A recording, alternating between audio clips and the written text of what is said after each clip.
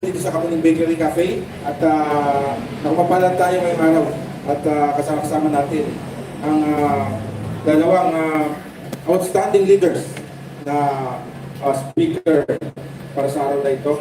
Sina former Executive Secretary Atty. Vic Rodriguez at former Senator, now Educator Nicky Cosete. Yan. Welcome sa ating mga kapatid. Nandiyan yung ating mga kapatid sa media, ang DZAR. Yan. Ang live tayo nga pala sa FB page ng Kamuning Bakery. Tumuto kayo. Live din tayo sa third floor studio. At bukod pa dyan, live din tayo sa VMR channel. Yan. At meron din ng mga kapatid natin na mga online at ibang vloggers, nandiyan din. Welcome po. Yan. Okay. At first part, introduce ko muna ang dalawang speakers nga natin. Bigyan natin ng opening statement about their ideas. Our main hot topics today include the Philippine Health or PhilHealth controversy on the 90 billion pesos which the national government wants to take over, but the Supreme Court recently issued a TRO. Many groups oppose their controversial transfer. Pangalawang issue, what is the state of Philippine food security? Why is the Philippines still the world's #1 biggest rice importer? The Philippines not part of the BRICS when our neighbors, the 4 biggest ASEAN economies of Indonesia, Thailand, Malaysia, and Vietnam are also part of this. Yan yung pangatlo. Pangapat, how are our fishermen and farmers? At panglima naman, how important is 2025 election to our Philippine future? Yan. Our first speaker, Atty. Vic Rodriguez, is former Executive Secretary of President Bongbong Marcos, who he helped as head of his presidential campaign and as his spokesman and legal counsel. In fact, people call Atty. Vic Rodriguez correctly as the Kingmaker, which is the title of his best-selling book. Ito po yun, yung Kingmaker. Yan. Available po yan dito sa Kamuning Bakery, which is available nga. Sa ano rin ba? Sa National Bookstore din yata, no? Okay, let us welcome Atty. Vic Rodriguez for his opening statement. Good morning, sir. Thank you, Ben, and magandang umaga ho sa inyong lahat. Magandang umaga. Isang karangalang makabalik dito sa Kamuning Bakery for our Pandesal Forum. And of course, made more special with the presence of former Senator Nicky Cosete. Good morning, ma'am. At magandang umaga ho sa inyong lahat. I was here a few days before I have decided to run for Senator Ben. Ako ay naimbitahan din ni Wilson, ang ating kaibigan, dito sa kanyang forum at kanyang natanong if I am running then for Senator. Sabi ko sa kanya, pinag-iisipan pa Wilson, wala pa talagang plano noong that was September, last week of September. At nabuo lang naman talaga ang aking pagpasyang kumandidato noong October 5 and made officially and formally known that I am formally an applicant to be your senator noong October 8 when I filed my candidacy. And ang aking pong layunin ay pangunaan kasama ang hakbang ng maisog ang ating war on corruption at labanan yung Joint Resolution number 10 kung saan nagpapahintulot ng liquidation by mere certification yung mga sa pamamagitan lamang ng pinuno ng ahensyang siya ring gumamit ng pondo ng bayan. At ito ay malinaw na paglusaw sa natatanging kapangyarihan na itinatag at ipinagkaloob ng ating saligang batas sa Commission on Audit. Specifically, Article 9, Section 3, I believe, of our Constitution, nakasaad doon na hindi mo pwedeng tanggalan ng kanyang karapatan ang Commission on Audit na mag-audit doon sa mga ahensya at mga opisyal ng pamahalaan na gumamit ng pondo ng gobyerno. At yan din at hindi isusulong yung pagbubuwag ng tinatawag nating provincial wage rate. Dahil ako'y naniniwala na walang pagkakaiba dapat sa sahod ng mga national na nagtatrabaho o manggagawa sa National Capital Region at sa mga probinsya. Dahil wala pong katotohanan na mas mura manirahan at mas mura ang buhay sa probinsya. And I know this is just an opening statement, but I know marami rin na nakatune in na nakasubaybay sa iba't ibang panig ng Pilipinas. Magandang araw po sa inyong lahat, lalo na doon sa mga uling manggagawa. Kaya po natin isinusulong ito. Ako hindi naniniwala na mas mura ang buhay sa probinsya kung ihahambing mo sa Metro Manila. At bilang patunay, pareho lang po ang presyo ng isang pirasong manok na may kanin at gravy sa probinsya. Ganon din ang presyo ng isang pirasong manok na may kanin at gravy dito sa Metro Manila. At kadalasan, mas mura pa ang bigas sa Metro Manila kaysa sa probinsya. At meron din mga probinsya na mas mura yung palagi ang kinakain ng ating mga maralit at manggagawa, yung instant noodles. Mas mura po dito sa Metro Manila kaysa sa probinsya dahil walang logistics cost. Kaya wala po dapat distinction o kakaiba. At hindi po dapat mas mura ang sahod ng mga taga-probinsya kung ihahambing mo sa Metro Manila. At isa pang malinaw na halimbawang maibibigay ko, yung trabaho po ng mason sa probinsya, halimbawa ay magbuhat ng isang sakong semento, ay pareho lang po ang bigat ng isang sakong semento na kanyang pinapasan sa kanyang balikat kung ihahambing mo sa trabaho ng mason sa Metro Manila na nagbubuhat din ng isang sakong semento sa kanyang balikat. Bakit mas mababa ang sinasahod ng mason sa probinsya kung ihahambing mo sa sahod ng mga mason sa Metro Manila? Kaya kung tayo po ay papahiramin ninyo ng inyong mandato, ay atin pong isusulong na buwagin ang provincial wage rate at nakahanap naman tayo this early ng like-minded group or individual dito sa grupo ng kamanggagawa na atin po nakausap at nakasama at kami nagkasundo kung kami ay papalarin sila sa Kongreso o sa Senado, isusulong natin ang pagbuwag sa provincial wage rate. At ang isa pa ay bantayan natin yung paggamit ng budget mula pa lang sa pagpapanday nito sa Kongreso at sa Senado. Hanggang sa ito'y mauwi doon sa tinatawag nating Bicameral Conference Committee. Hanggang sa ito'y gamitin at gastusin ng mga ahensya ng gobyerno, dapat po'y nakatutok tayo riyan. At yan po ang bahagi ng aking sinusulong na war on corruption. And the war on corruption ay hindi lamang po isang empty slogan or motherhood statement. In fact, I have said this in other forums, should I receive your mandate enough to have a seat in the Senate, I will work for the passage and the reimposition of the death penalty, but only on two specific criminal offenses. Number one, yung kasong plunder. Pangalawa, yung kasong may kinalaman ang mga taong gobyerno sa pagprotekta, pagsulong, pagpatong at paglaganap ng illegal na droga. And with that, I will even move for and work for the lowering of the threshold for the crime of plunder. From 50 million, sisikapin po nating amindahan ito at ibaba ng 5 million pesos. Bakit ho kanyo? Mahirap naman na ninanakawan na tayo mga Pilipino, ng pera nating mga Pilipino, hindi tayo maka-aksyon at nanonood lamang dahil wala pang 50 million yung ninanakaw ng opisyal ng gobyerno. At malinaw rin ho,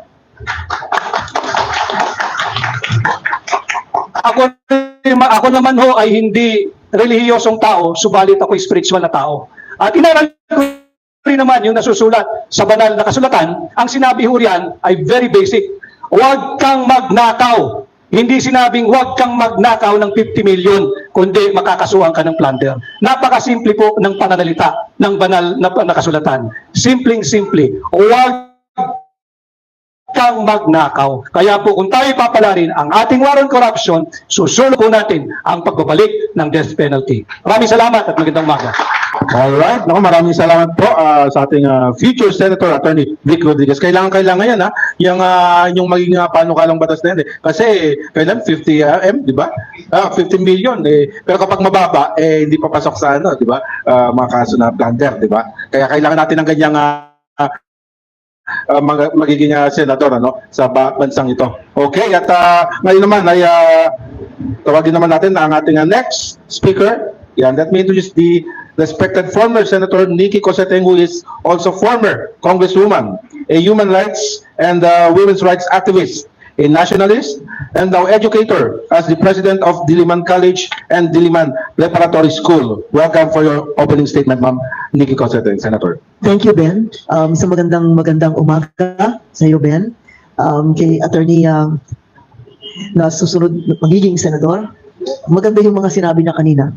Sa ating pong mga kaibigan sa media, sa ating mga tagapanood at tagapakinig, isang maalam na pagbati po. Nagpapasalamat po ako na naanyayahan na makibahagi sa araw na ito. Dahil matagal na po ako hindi nakapunta rito sa Kamuning Forum, Kamuning Bakery Forum. Pero napansin ko, yung sinabi ko yata 4 years ago, nare-replay lagi. Pero nakikita ko lagi yung background, Kamuning Forum. Kaya siguro hindi na ako inimbita. Pero salamat po sa inyong paanyaya. Napakabigat po ng pag-uusapan sa araw na ito. Binanggit ni Ben kanina tungkol sa pagkain. Matindi po yun. Yun isa sa pinaka-matinding paksa na dapat natin pag-usapan. Yung BRICS, yung bagong pangdaigdigang samahan na nagnanais no, na mailahok o makasama yung pong tinatawag na mga bansa sa South, developing countries na dati wala pong tinig, walang boses at ngayon ay baka sakali patulungan sila sa pag-unlad at sa pag-angat ng kanilang pamuhay. Pag-uusapan din yung PhilHealth kung saan po ang ating mga kababayan ay umaasa para sa kanilang pangangailangan pangkalusugan na hanggang sa ngayon ay hirap na hirap pa rin po sila sa pagtustos ng kanilang mga gastusin pangkalusugan at eleksyon. Eleksyon na naman po sa susunod na taon at ito po ay isang bagay na dapat natin seryosohin. Dahil kung yan pong sinasabi nga ni Attorney Rodriguez na tungkol sa pagboto o tungkol sa eleksyon o kung tungkol man sa ang kanilang mga plataforma sa lahat po ng mga kandidato, mahalaga po na suriin natin po ng mabuti. Dahil kung ano man ang reklamo natin tungkol sa pamahalaan, yan po ay nagsasalamin lang sa ating lipunan. Kung gusto natin gumanda, maipagmalaki natin yung ating pong mga nanunungkulan, nasa sa ating pong mga kamay kung paano po mangyayari yun. Hindi po milagro, wala pong volunteer. Si attorney nga nagbo-volunteer mag-senador pero hindi po mangyayari yan kung hindi po natin bibigyan ng tulong at ganoon din sa lahat ng ibang mga kandidato na haharap po sa inyo sa darating na halalan. Kaya masyadong mahalaga. Siguro akala ko nga 4 na forum ang kailangan dito para matalakay yung paksa natin sa araw na ito. Kaya maraming salamat po sa inyong pag-anyaya sa akin dito sa Kamuning Bakery Forum. Right, maraming salamat po. Former Senator Nikki Coserte, isang karangalan din po ng mga kapiling namin kayo dito. By the way, live tayo sa Facebook via Zoom ngayon sa Kamuning Bakery. Tumuto po kayo. Again, live din tayo sa third floor studio at VMR channel sa kanyang YouTube. Yan. Okay, magtungo tayo sa ating Q&A portion para sa ating mga media guests today. And meron pa nais na unang magtanong sa ating mga bisitang media. Yes, kapatid. Kapatid na Guyagoy. Pakilala muna kayo anong istasyon? Good morning, Mike Guyagoy from DCXL. This is a question addressed to Attorney Vic Rodriguez. Sir, any reaction dun sa parang policy o patakaran ng ilang mga malalaking media na kung saan ay ang pwedeng maimbitahan lang for debates ay yun daw pong merong pasok sa top 20 sa mga survey firms at pag ganun ay parang madidehado ata ang ilang ding mga siguro pili o napupusuan ng ilang mga candidates kung sila mawawalan din ng opportunity to somehow propound their tinatawag nating mga plataforma de gobyerno. Any comment on this? Ako ay hindi bago dyan sa patakaran at perceive or seeming bias ng traditional media.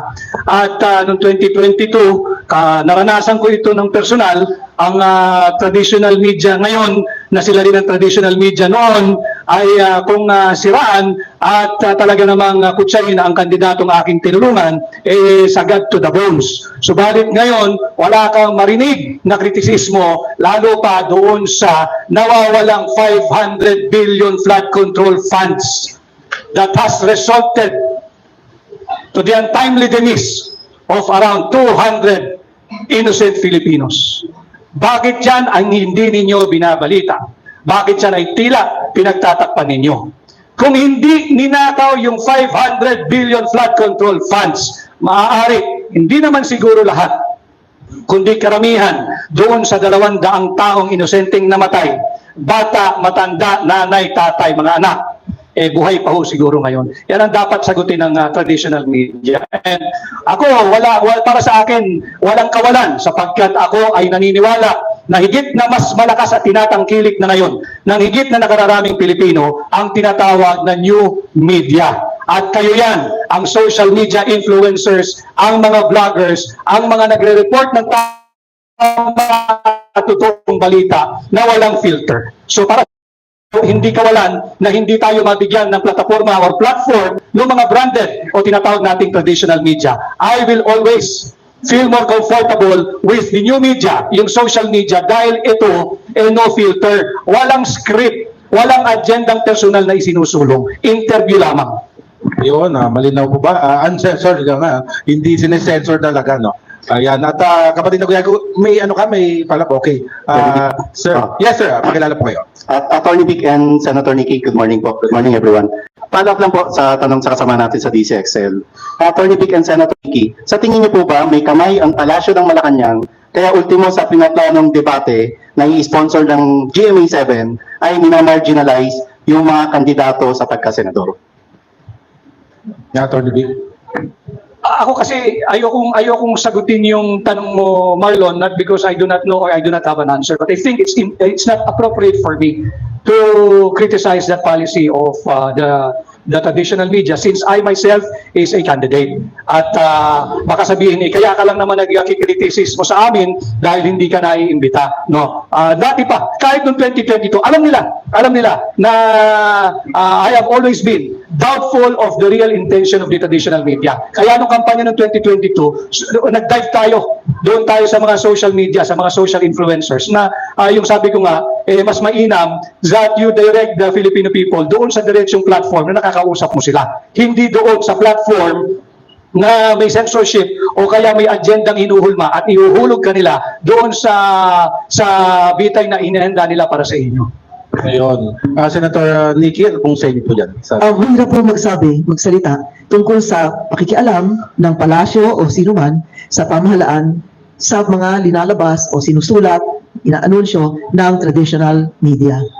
Dahil wala po akong alam dyan. Ang masasabi ko lamang po ay ganito. Sa lahat ng sektor, meron pong matitino at merong hindi matino. Yan po, kahit na anong profesyon, makikita niyo po yan. Walang exception. Tao lang po yan.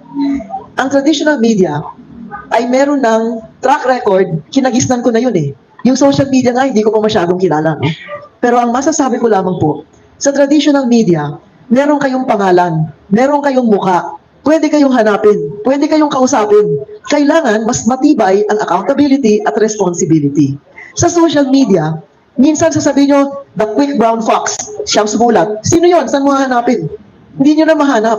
Kaya para sa amin, na hindi naman kami masyadong techie, at maaaring mas ang consciousness namin ay nandun sa traditional media pa rin, nagtataka po kami sapagkat marami pong fake news na kumakalat at hindi po makatarungan sa kahit sino na maging biktima ng fake news o maging biktima ng trolls.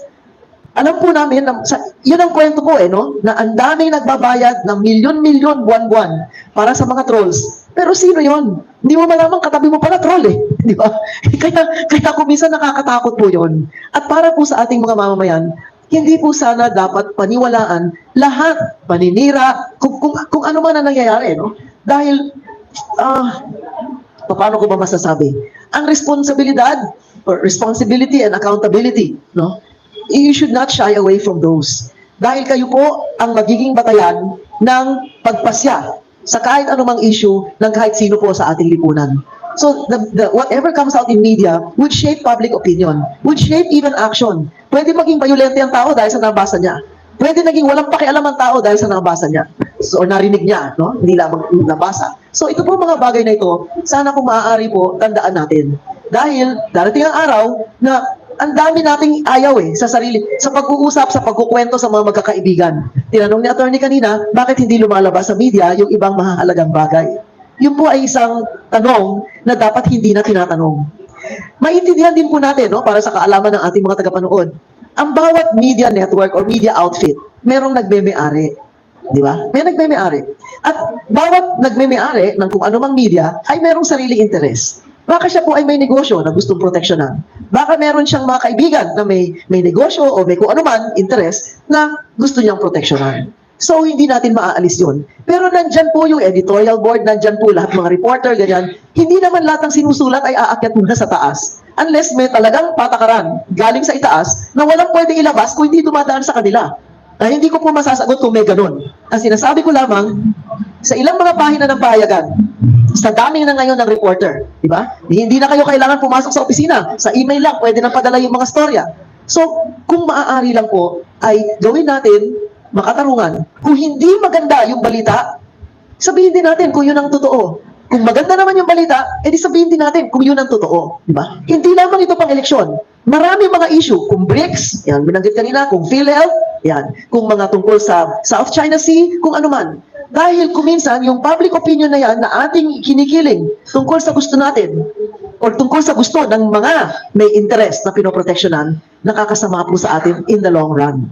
Kaya yung responsibility and accountability, yan lang po ang aking hinahanap at inihingi. At kuminsan, napakaraming proseso para malaman yan ngayon dahil masyado na maraming layers at masyado ng maraming sumasali, no? Sabi nga na, yung trolls, kuminsan, 1,000 yung mga trolls. So, saan mo ngayon hahabulin yun? Wala akong mga pangalan at wala ng traceability, no? Kaya, yan po sana, yung responsableng pagre-report, yan po ay makakadulot ng isang mas matibay na lipunan, mas matalinong lipunan, at ang ganong uring lipunan ay mas magaling magpasya. Yun po ang importante sa lahat. Kung may reklamo tayo, bakit ganito yung nangyayari sa bansa natin? Paano ho yung mga nagpapasya ay walang impormasyon? O tabingi yung impormasyon, o kulang ang impormasyon. Kaya yan po ang nagiging sitwasyon natin sa kasalukuyan. Alright, maraming salamat po, Senator Nikki Cosseteng. Ganun talaga yung, ang daming pagbabago na nangyayari ngayon dahil sa teknolohiya eh. By the way, recognize muna natin yung ilan sa mga media friends natin na nandito, nagdadatingan. Si kasama nga Joel Amongo ng Saksi Ngayon, si kasama nga Boy Celario ng Pahayagang Remate, si Ate Angie de la Cruz ng Filipino Star ngayon, pati na rin si kapatid na Nonoy Laksa, nandiyan din, ng Business Mirror, at si Kap Freddy ng Filipino Mirror. Yan. Okay, baka may mga katanungan pa po tayo ang ating mga kaibigan. Go ahead po, magkakalaman po ng kamay. Hello. Yes, kapatid. Pangalan po muna at saka entity po. Okay, magandang umaga sa lahat. Ako po si Cassie Cruz. May palatutunan po kami every Sunday sa DZXL, ang ating katipunan. Dati pong kasama ko si Professor, pero nung namatay si Itos Valdez na po yung kanyang anak. At meron po akong sariling website, tuklasinnatin.net, at Tuklasin Natin show sa Katipunan Channel. Anyway, ang tunay na issue po ng bayan natin ay ang kahirapan, kagutuman at kaguluhan. Yan po, lalo na po, kasama sa kaguluhan ay ang pagkalat. Mas matindi po ngayon ang problema natin pagdating sa illegal na droga. Marami po ang mga nasasangkot dyan at hindi lang mga politiko, hindi lang mga nasa lokal na mga opisyal. Pero alam niyo po, ngayong halalan, umiikot po ang pera. Ngayon lang po, ngayong halalan, actually, tuwing halalan, ay busog ang maraming mga Pilipino. May perang umiikot eh. Pero after po ng eleksyon, eto na, naghihirap na. Ngayon, patuloy po ang pagtaas ng kuryente, tubig, mga basic needs po natin, mga pagkain.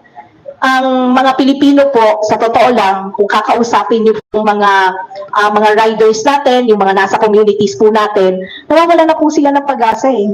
Kasi ang lagi po nilang kinakatwiran, wala naman tayong magagawa. Eh, yan ang ginagawa ng gobyerno at mga politiko natin. Kayo po ba, Senator Vic, paano niyo po susolusyonan ang ekonomiya ng ating bansa? At ano ang magiging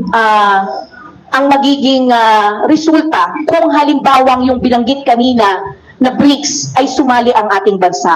Pangalawa, ano ang kahalagahan ng pagkapanalo ni Donald Trump sa Estados Unidos sa ating bansa? Thank you, Cassie. Let me break down yung iyong tanong. No? So one is on the economy and yung isa yung BRICS. But nais ko munang sagutin yung sinabi mo na base sa mga ibang reporter at media personalities na iyong kasamaan at nakakasalamuha. Parang ang hirap mahalin ng Pilipinas. Parang ang hirap mahalin ng Pilipino. Ito rin ho yung aking isinusulong sa aking kampanya. Let's not give up on our country. Let's not give up on the Filipino people. Basta't magsama-sama po tayo at nabanggit din, I think, those are the keywords, key takeaways this morning na nabanggit ni Senadora Nikki Cosseteng. Kinakailangan, especially friends from the media, whether traditional or new media, bigyan nating halaga yung tinatawag nating transparency and accountability. You have to be transparent in reporting the real issues that are besetting our nation today, regardless kung may dikta kung kanino. Dahil ultimately, you have a very big and you carry a very big responsibility on your shoulders sa aming mga ordinaryong Pilipino. Para pag nang sa ganon, dumating yung panahon na magdedesisyon ang sambayan ng Pilipino, yung sambayan ng Pilipino will go to the polling precincts, will cast their votes na merong informed decision. Pero kung may suppression at pinipili lang natin yung ilalabas natin at ibabalita natin, this is the kind or quality of government and governance that we will get. At yun din yung accountability. Let's make yung taong gobyerno accountable. Hindi ko pwedeng palagpasino kasi yung 500 billion. Flood control funds. Paulit-ulit po tayo. Pag umulan lang, baha. Pag umulan na may bagyo, baha. Pag umulan, sinamahan pa ng habagat, sobrang baha. And again, 200 Filipinos, innocent Filipinos, more or less, namatay sa Bicol. Recipient of the biggest flood control funds. Nasaan yung 500 billion flood control funds? As for the economy, sabi ko nga ho lagi, kahit nung aking huling pagbisita rito, ang punot dulo ng kahirapan nating mga Pilipino at ng bansang Pilipinas ay yung taunang national budget. Kung ipinapatupad lamang ng tama yung ating national budget, mas maraming makikinabang na Pilipino. Halimbawa lamang ho, yung current budget natin, ito po ang published is 5.768 trillion. Sorry, 5.768 trillion pesos. Subalit nag-adjust na ng Pilipinas ay 5.93 trillion. Meron pong sobrang 164 billion pesos higit kumulang. Saan ginamit at saan napunta yung 164 billion na surplus? Doon sa program spending. Ito po ay binuhos doon sa tinatawag na unprogram appropriation. Yung unprogram appropriation, kung meron po tayong surplus, walang problema. Dahil ang funding dyan sa unprogram appropriations, dapat kukunin mo doon sa excess in the targeted collection o yung surplus. Pero hindi naman pwede nahihigitan mo yung inaprobahang budget for the year at mangungutang ka para tustusan yung special projects or pet projects ng mga mambabatas. Yan ay masama para sa ekonomiya. Pasimplihin natin ang usapan. Babalik tayo sa home budgeting. Kung ang perang naka-budget monthly ay 1,000 piso lamang at 12,000 pesos annually, ang isang pamilya, doon ka lamang dapat namumuhay. At itong ating budget, there must be a deliberate effort, a conscious attempt on the part of the national government na bababain yung pag-utang ng pag-utang ng pag-utang. Habang ginagawa natin ang forum natin, ang utang ho natin, well at least the published ones, ay nasa almost 16 trillion pesos. Wala pa ho dyan yung mga hiniram natin sa ADB, sa World Bank, sa IMF, lahat. Baka aabot tayo ng 20 trillion. At sa 16 trillion pesos na pagkakautang, kada Pilipino, si Senadora Nikki, ako yung batang pinapanganak pa lang po ngayon sa kasalukuyan, dyan sa Delgado Hospital, malapit dito, o dyan sa St. Luke's Hospital, meron na po agad pagkakautang higit kumulang 140,000 pesos. Kaya yung ayudang binibigay, kasi hindi ito ay viable economic activity na kakayang magpalipad sa ating ekonomiya. Yung ayuda mga kababayan, hindi naman siya illegal or immoral or masama per se. Pero kung ito'y ginagamit lamang to advance and for their political aggrandizement, masamang economic policy yan. Dahil mga kababayan, yung ayuda, yung AKAP, yung AYEX at kung ano-ano pang dole out na pinamimigay ng Bongbong Marcos administration, dalawa ho ang pinanggagalingan yan. Sa buwis ninyo na hindi po sapat at sa inuutang ng pamahalaan na atin pong pare-parehong pagbabayaran. Dapat po magkaroon ng austerity. Itinuro po ng ating mga magulang, itinuro ng mga magulang, mga lola't lolo natin sa ating mga magulang, hanggang sa ating mga ninuno, na kapag ka, ano sinasabi nila? Matutong mamaluktot pag maiksi ang kumot. Dapat ganun din tayo. Hindi tayo pwedeng gagastos ng sobra sa ating buwis. Hindi dahil makakapangutang tayo. And the economy really, nakasentro yan sa budget. Kung babantayan natin yung budget, mas maraming makikinabang. Yung sinasabing gumastos ng bilyon-bilyong piso sa infrastructure, lalo na yung flood control programs, kung i-implement ng totoo yan, maraming trabahadora na bigyan ng trabaho. Maraming mga gawa ang nabigyan ng trabaho. Maraming industriya ng semento, industriya ng bakal, lahat ng ginagamit, yung full supply chain ng construction, sana umikot ang pera doon. Subalit yun nga din ang ating hinihingi, yung pananagutan, yung accountability at yung transparency. Nasaan yung 5,500 flood control programs? Nasaan yung 500 billion pesos flood control funds? Yan ang dapat panagutan. As to the issue ng BRICS, admittedly, ang Pangulo ng ating bansa, ang chief architect ng ating foreign policy. Pero hindi naman pwedeng walang opinion ang national leaders or leaders natin, o kayo, mga media personalities at ordinaryong mamamayan, kung saan ba tayo dapat sumali, kung saan tayo dapat tumungo. Itong BRICS, magandang samahan sapagkat ang alyansang ito ng Brazil, Russia, India, China, and South Africa, ang pangunahing layunin nito is to create a political and economic organization or alliance. As compared, lalayo lang ako ng konti, as compared to, kasi may bumisita rito, isang banyaga at hinayaya at sinasabing panahon na raw na sumali ang Pilipinas sa NATO, yung North Atlantic Treaty Organization. Napakalayo nun. But hindi mo maiiwasang iambing. Ang NATO is a political and military alliance of the West and the European nation. Malayo tayo doon. And again, military or alliance na naman. Hindi natin kailangan ng armed conflict. Ang kailangan natin, negosyo, hanap buhay, trabaho, hanap buhay, investment. Yan ang kailangan ng Pilipino. So I think, mas mainam na sumali tayo at pagtuunan natin ng pag-aaral kung mabuti ba at makakabuti ba kung tayo sasali sa BRICS. Anyway, ulitin ko, hindi naman ito for political or military alliance. This is for political and economic alliance. At ang layunin nito ay magtatag ng new development bank na kung saan yung mga member nation, maaari kayong magkalakal using your own currency. Hindi ka na baht or dapat dollar dependent. Hindi na. Mababawasan yung impluensya ng Estados Unidos na matagal lang nag-ahari-harian dito sa ating bansa, nagdidikta kung saan tayo tutungo at kung sino ang pwede nating kaibiganin at hindi pwedeng kaibiganin. We have to define our own national interests. We have to define our own foreign policy away from, insulated from, the dictate of a foreign superpower. Panahon na dapat Pilipino ang naghuhulma, ang umuhubog ng kanyang foreign policy. Hindi naman na tayo sakop ng kahit na sinong banyagang bansa. Dapat tayo tumindig on our own. At wag na rin tayong magpapabola at magpapadala na dahil sa 1951 Mutual Defense Treaty, ironclad ang commitment ng ating matagal ng alyado at kaibigang Estados Unidos. No. Because when they crafted the 1951 Mutual Defense Treaty, wala pa yung conflict sa South China Sea. Hindi pa napapag-usapan yan. At uulitin ko, hindi automatic yung 1951 Mutual Defense Treaty. It has to go through the Congress of the United States kung aaprubahan ba na makialam, tumulong, promotekta ang bansang Estados Unidos kung sakaling tayo ay mapalaban sa isang armadong conflict. So I think I have no objection to the Philippines joining BRICS for economic reasons, for economic alliance, apart from political.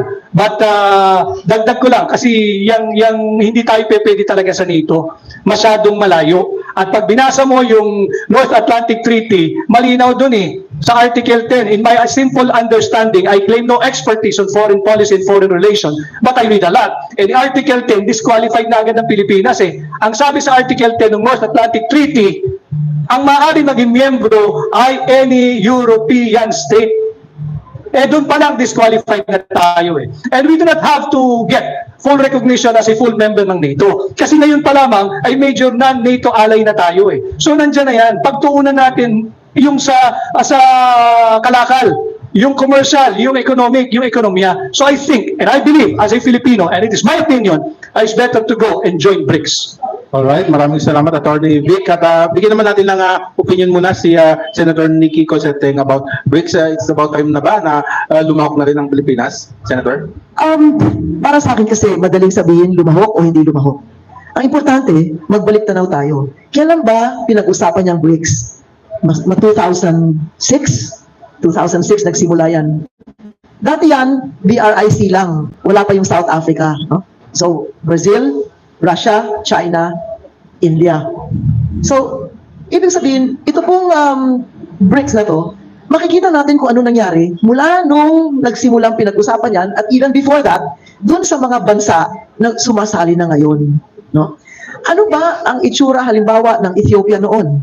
Ano ba ang itsura ng mga bansa sa Africa noon? Bago dumating yung mga kanluran, taga-kanluran sa Africa, napakayaman po nila. Bakit nung iniwan sila? Nagka-independence na yung mga iba't ibang bansa, biglang naghirap yung Africa. Pag sinabi mo lang salitang Africa, ano pumapasok sa isip natin? Kahirapan, gutom, gera, patayan. Yun ang pumapasok sa isip natin. All of a sudden, after several decades, the past decades, bakit biglang may sinabi na sila? Meron na silang produkto. Meron na silang komunikasyon, transportasyon. Yung iba ng mga bansa sa Africa, nauna pa sa atin na mag 5G. Nauna pa. Di ba? Yung mga release ng tren nila, nakaplasta ng maayos. Eh tayo mula dito lang hanggang Bicol, hindi maayos yung tren eh. So may problema tayo. Mula dito hanggang Ilocos, walang tren. Hindi ka tatawid ng dagat mula dito hanggang Ilocos. Pero walang tren. Di ba? So, ibig sabihin, may mga pangyayari in the last 2-3 decades na maaaring hindi natin alam, ayaw natin kilalanin, at hindi natin binibigyan ng credit yung mga bansa na umunlad dahil dito sa mga pangyayaring ito. Yung po mga dati nasa kalibliban mga probinsya, biglang kasama na sila sa workforce, biglang kasama na sila sa mga pabrika, biglang kasama na sila sa paggawa ng infrastruktura. Kaya kung titingnan natin, yung BRICS ngayon, halos kalahati ng yaman ng mundo nandun sa BRICS eh. Maybe more than 50% of the GDP of the whole world nandun na sa ilang mga bansa sa BRICS. So yung ba, sasabihin natin, baliwala? Ano yung mga magiging batayan natin? Di ba? Pangalawa, sinasabing NATO, yung mga European countries, sila po yung naghihirap ngayon eh. Sila yung mga bansa ngayon na, sabi nga, yung ASEAN, ngayon, maunlad dito tayo sa ASEAN. No? Dati, pati China, mahirap. Nung umunlad yung China, nadala tayong lahat dun sa kaunlaran na yon. Tingnan niyo yung Vietnam, nalampasan pa tayo. Ha? Yung kanilang per capita mahigit na $5,000 na. Tayo na doon pa naglalaro sa 4,000. So itong mga statistics na to, itong mga figures na to, ay hindi pwede magsinungaling. No? So, nung umakyat na yung China over the last 20-30 years, tayong lahat nadala. Pati yung Africa nadala. Pati yung South America madadala rin. Di ba? Samantalang, yung Amerika matagal nang mayaman. Pero dun lang, isang ilog lang, isang pader lang ang namamagitan sa Amerika at Mexico. Eh, isipin nyo kung anong katayuan ng mga bansa dito south of the United States versus south of China. So ako po, hindi naman tayo kailangan kumiling kung sinong gusto natin kilingan eh. Importante, ano yung makakabuti sa atin? Saan tayo umunlad? Kailan tayo umunlad? Ano naging dahilan? Anong pumasok dito para tayo umunlad? Or anong kailangan pumasok na hindi pa pumapasok para tayo ay magkaroon ng maayos na pamumuhay para sa sarili nating mamamayan? Yun dapat yung goal. Hindi sa Philippine interest, sa Filipinos interest, ang makipagsabak sa digmaan, makipagbombahan, 115 milyong tao ay pwede maging abo. Hindi na natin kailangan isipin pa kung anong magiging itsura. Pindutin nyo lang sa cellphone nyo anong itsura sa Gaza. Ano nangyayari sa Ukraine? Kaya ba natin dito sa ating bansa na puro isla, puro pulo tayo? Isang bomba lang na sumabog, lubog tayo eh. Bakit tayo papasok sa ganun? Di ba? So according to some international bank statistics, the economy of ASEAN is already 5 times bigger than Europe. 5 times na tayo sa ASEAN na dati hindi tayo pinapansin. Di ba? Pag sinabi nilang ASEAN, ako hindi na pinapansin yan eh. Pero ngayon, we're 5 times the size of Europe.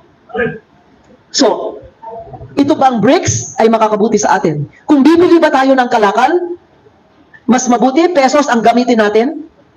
Or kailangan yung pesos natin, ibili muna natin ng dollars na magiging 60 pesos na. Noong isang linggo or 2 linggo, 56. Ngayon, magiging 60 na. Pag naging 60 yan, ang unang tataas, yung presyo ng langis. Kasi yan, inaangkat natin. Presyo ng pagkain. Lahat halos ng pagkain, inaangkat natin. So kung food security kanina, sabi ni Ben, ang pag-uusapan, nakasalala yan o nakaangkla yan, magkano ang binabayad natin sa bawat $1. Pero kung may bansa na tatanggap ng pesos para bilhin natin yung pagkain galing sa kanila o kung ano man, langis o kung ano man, yung ba hindi makakabuti sa atin? So kung tayo magdidesisyon sa mga liderato ng ating bansa, Dapat, ganun yung batayan. Isa-isahin ninyo. Ano ba ang itsura ng Ethiopia dati? Ngayon, sasama na sila sa BRICS.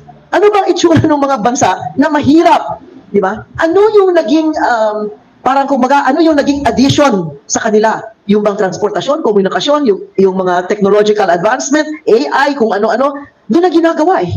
Di ba? Dito, wala pa tayong pabrika. Tela lang, hindi tayo gumagawa dito. Di ba? Ako pumasok sa garments. Karayom lang, hindi tayo gumagawa. Gunting lang, imported pa.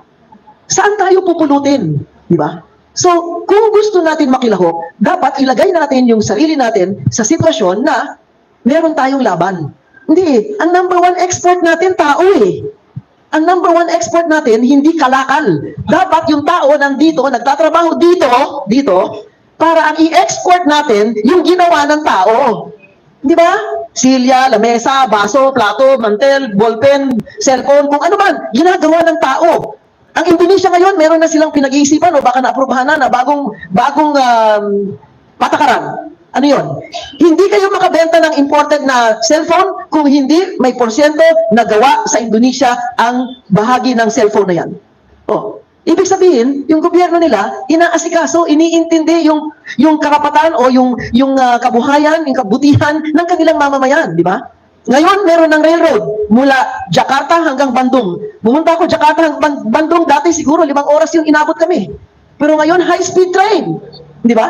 Ngayon, iniisip ng Indonesia, binabaha kami. Below sea level na ang Jakarta. Lilipat na yung buong Kapitolyo doon sa Kalimantan. Merong nakikita sa mas malayo. Merong foresight. Dahil, whether agrikultura o infrastruktura, yung epekto nun, hindi mo makikita habang ngayon ka gumagawa ng desisyon. Kung sabihin natin food security, yung ibang bansa, ang food security, 4 na taon. Ang food security ba natin, 20 araw lang? Hindi natin alam kasi wala naman balita. Yun ang malaking tanong. Kayo nandito sa media, bakit hindi tayo magtanungan? Alam niyo ba, ilang araw ang ating food security? Dapat yun headline eh. Di ba? Kasi, alam ng tao dapat, kung 20 araw lang yan, sa 21 araw, wala ka nang makakain. Kung ang food security mo, 6 na buwan, paglampas ng 6 na buwan, wala ka nang makakain kung hindi tayo mag-aangkat. At kung gagamitin natin ng pera, ay pera ng ibang bansa, walang aabutin yung pesos mo. Dahil yung mga bansa, kung saan tayo umaasa, sila'y nagkakaproblema din. Di ba? Ilang pong trilyon na in dollars ang utang ng Amerika. O, hindi nila kailangan bayaran nyo. Bakit? Imprint na lang sila ng pera eh. Tayo kailangan gumawa ng kalakal, gumawa ng negosyo, para umunlad, para makaipon ng salapi. So itong mga bagay na ito, kabuuan nito, dapat tingnan natin, sino ang makakabuti sa atin? Kung ano man ang salita nila, anong kulay nila, hindi importante. Ay importante, sino ang makakabuti sa atin dahil para tayo naglalakad sa tightrope. Para tayo nasa tightrope, kilitingin ka lang, hulog ka na eh. Di ba? Sigawan ka lang, mahulog ka na eh. Hindi mo pwede tayo nakasalalay yung ating buhay depende sa gaano tayo kagaling lumakad ng tightrope. Di ba? Ayun lang. Alright, thank you, Senator Nikki Cosenteng. By the way, live viewers natin umakit na sa 6,800 mula yan sa VMR channel yan. At may 3,000 naman sa third floor studio. Live din tayo dyan. Maraming salamat. Okay, balik tayo sa food security. Ito may katanungan. What are your comments on Philippine food security or with us being the world's #1 biggest rice importer? What if the world suffers food shortage and there will be no sellers of rice? What will happen to the Philippines? Your opinion po. Senator. Yeah, well, that is a very, very clear and present danger. No? Dahil lumalaki ang population ng India. India, for example, has now overtaken China in the terms of population. India's population is 1.5 billion people, and China's is 1.4 billion. So they have to feed themselves first. And all these countries that are food producing, lahat po yung mga bansa na may mga produktong pagkain, ang unang nilang priority ay sarili nilang mamamayan. So tayo, second, third, fourth priority. Ano pa yung second priority nila? Yung may ibabayad.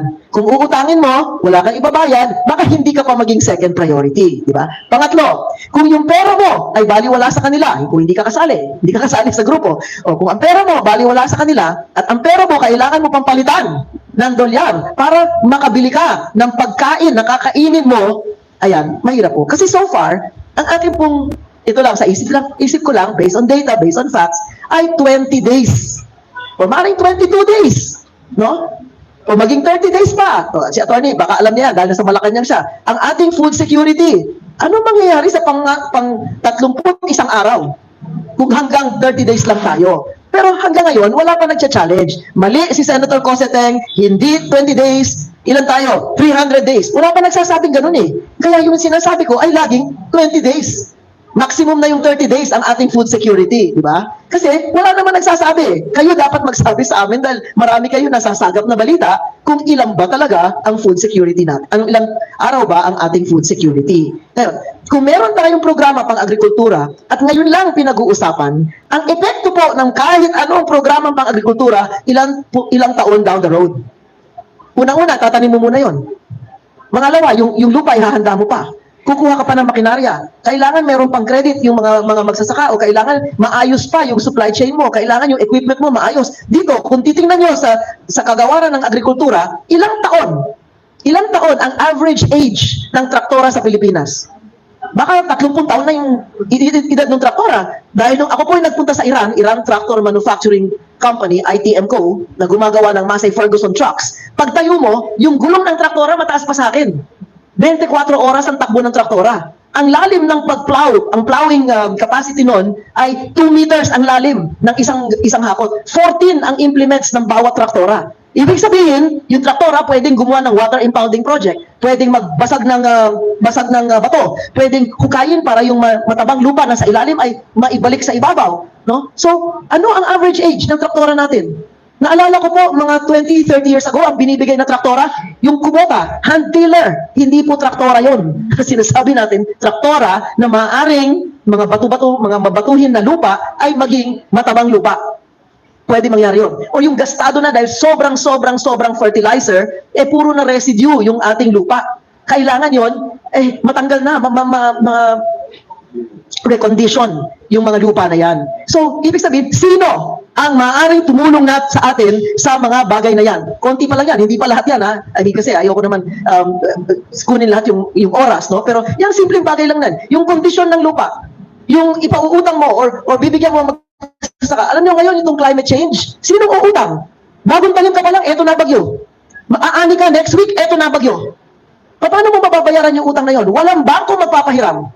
Oh, malabo pa yung mga titulo. Ang daming problema. Kaya kahit na maganda, kung ano man ang programa na meron na maganda, hindi nyo po makikita ang resulta niyan. Hindi nyo makakain yung maaring itanim ngayon, bukas. Hindi po. Matagalan po yan na programa na iintayin nyo yan hanggang lahat ng kondisyon, yun po, ay maabot ng lahat ng magsasaka. Dahil yung magsasaka, hindi lang taga-tanim yan.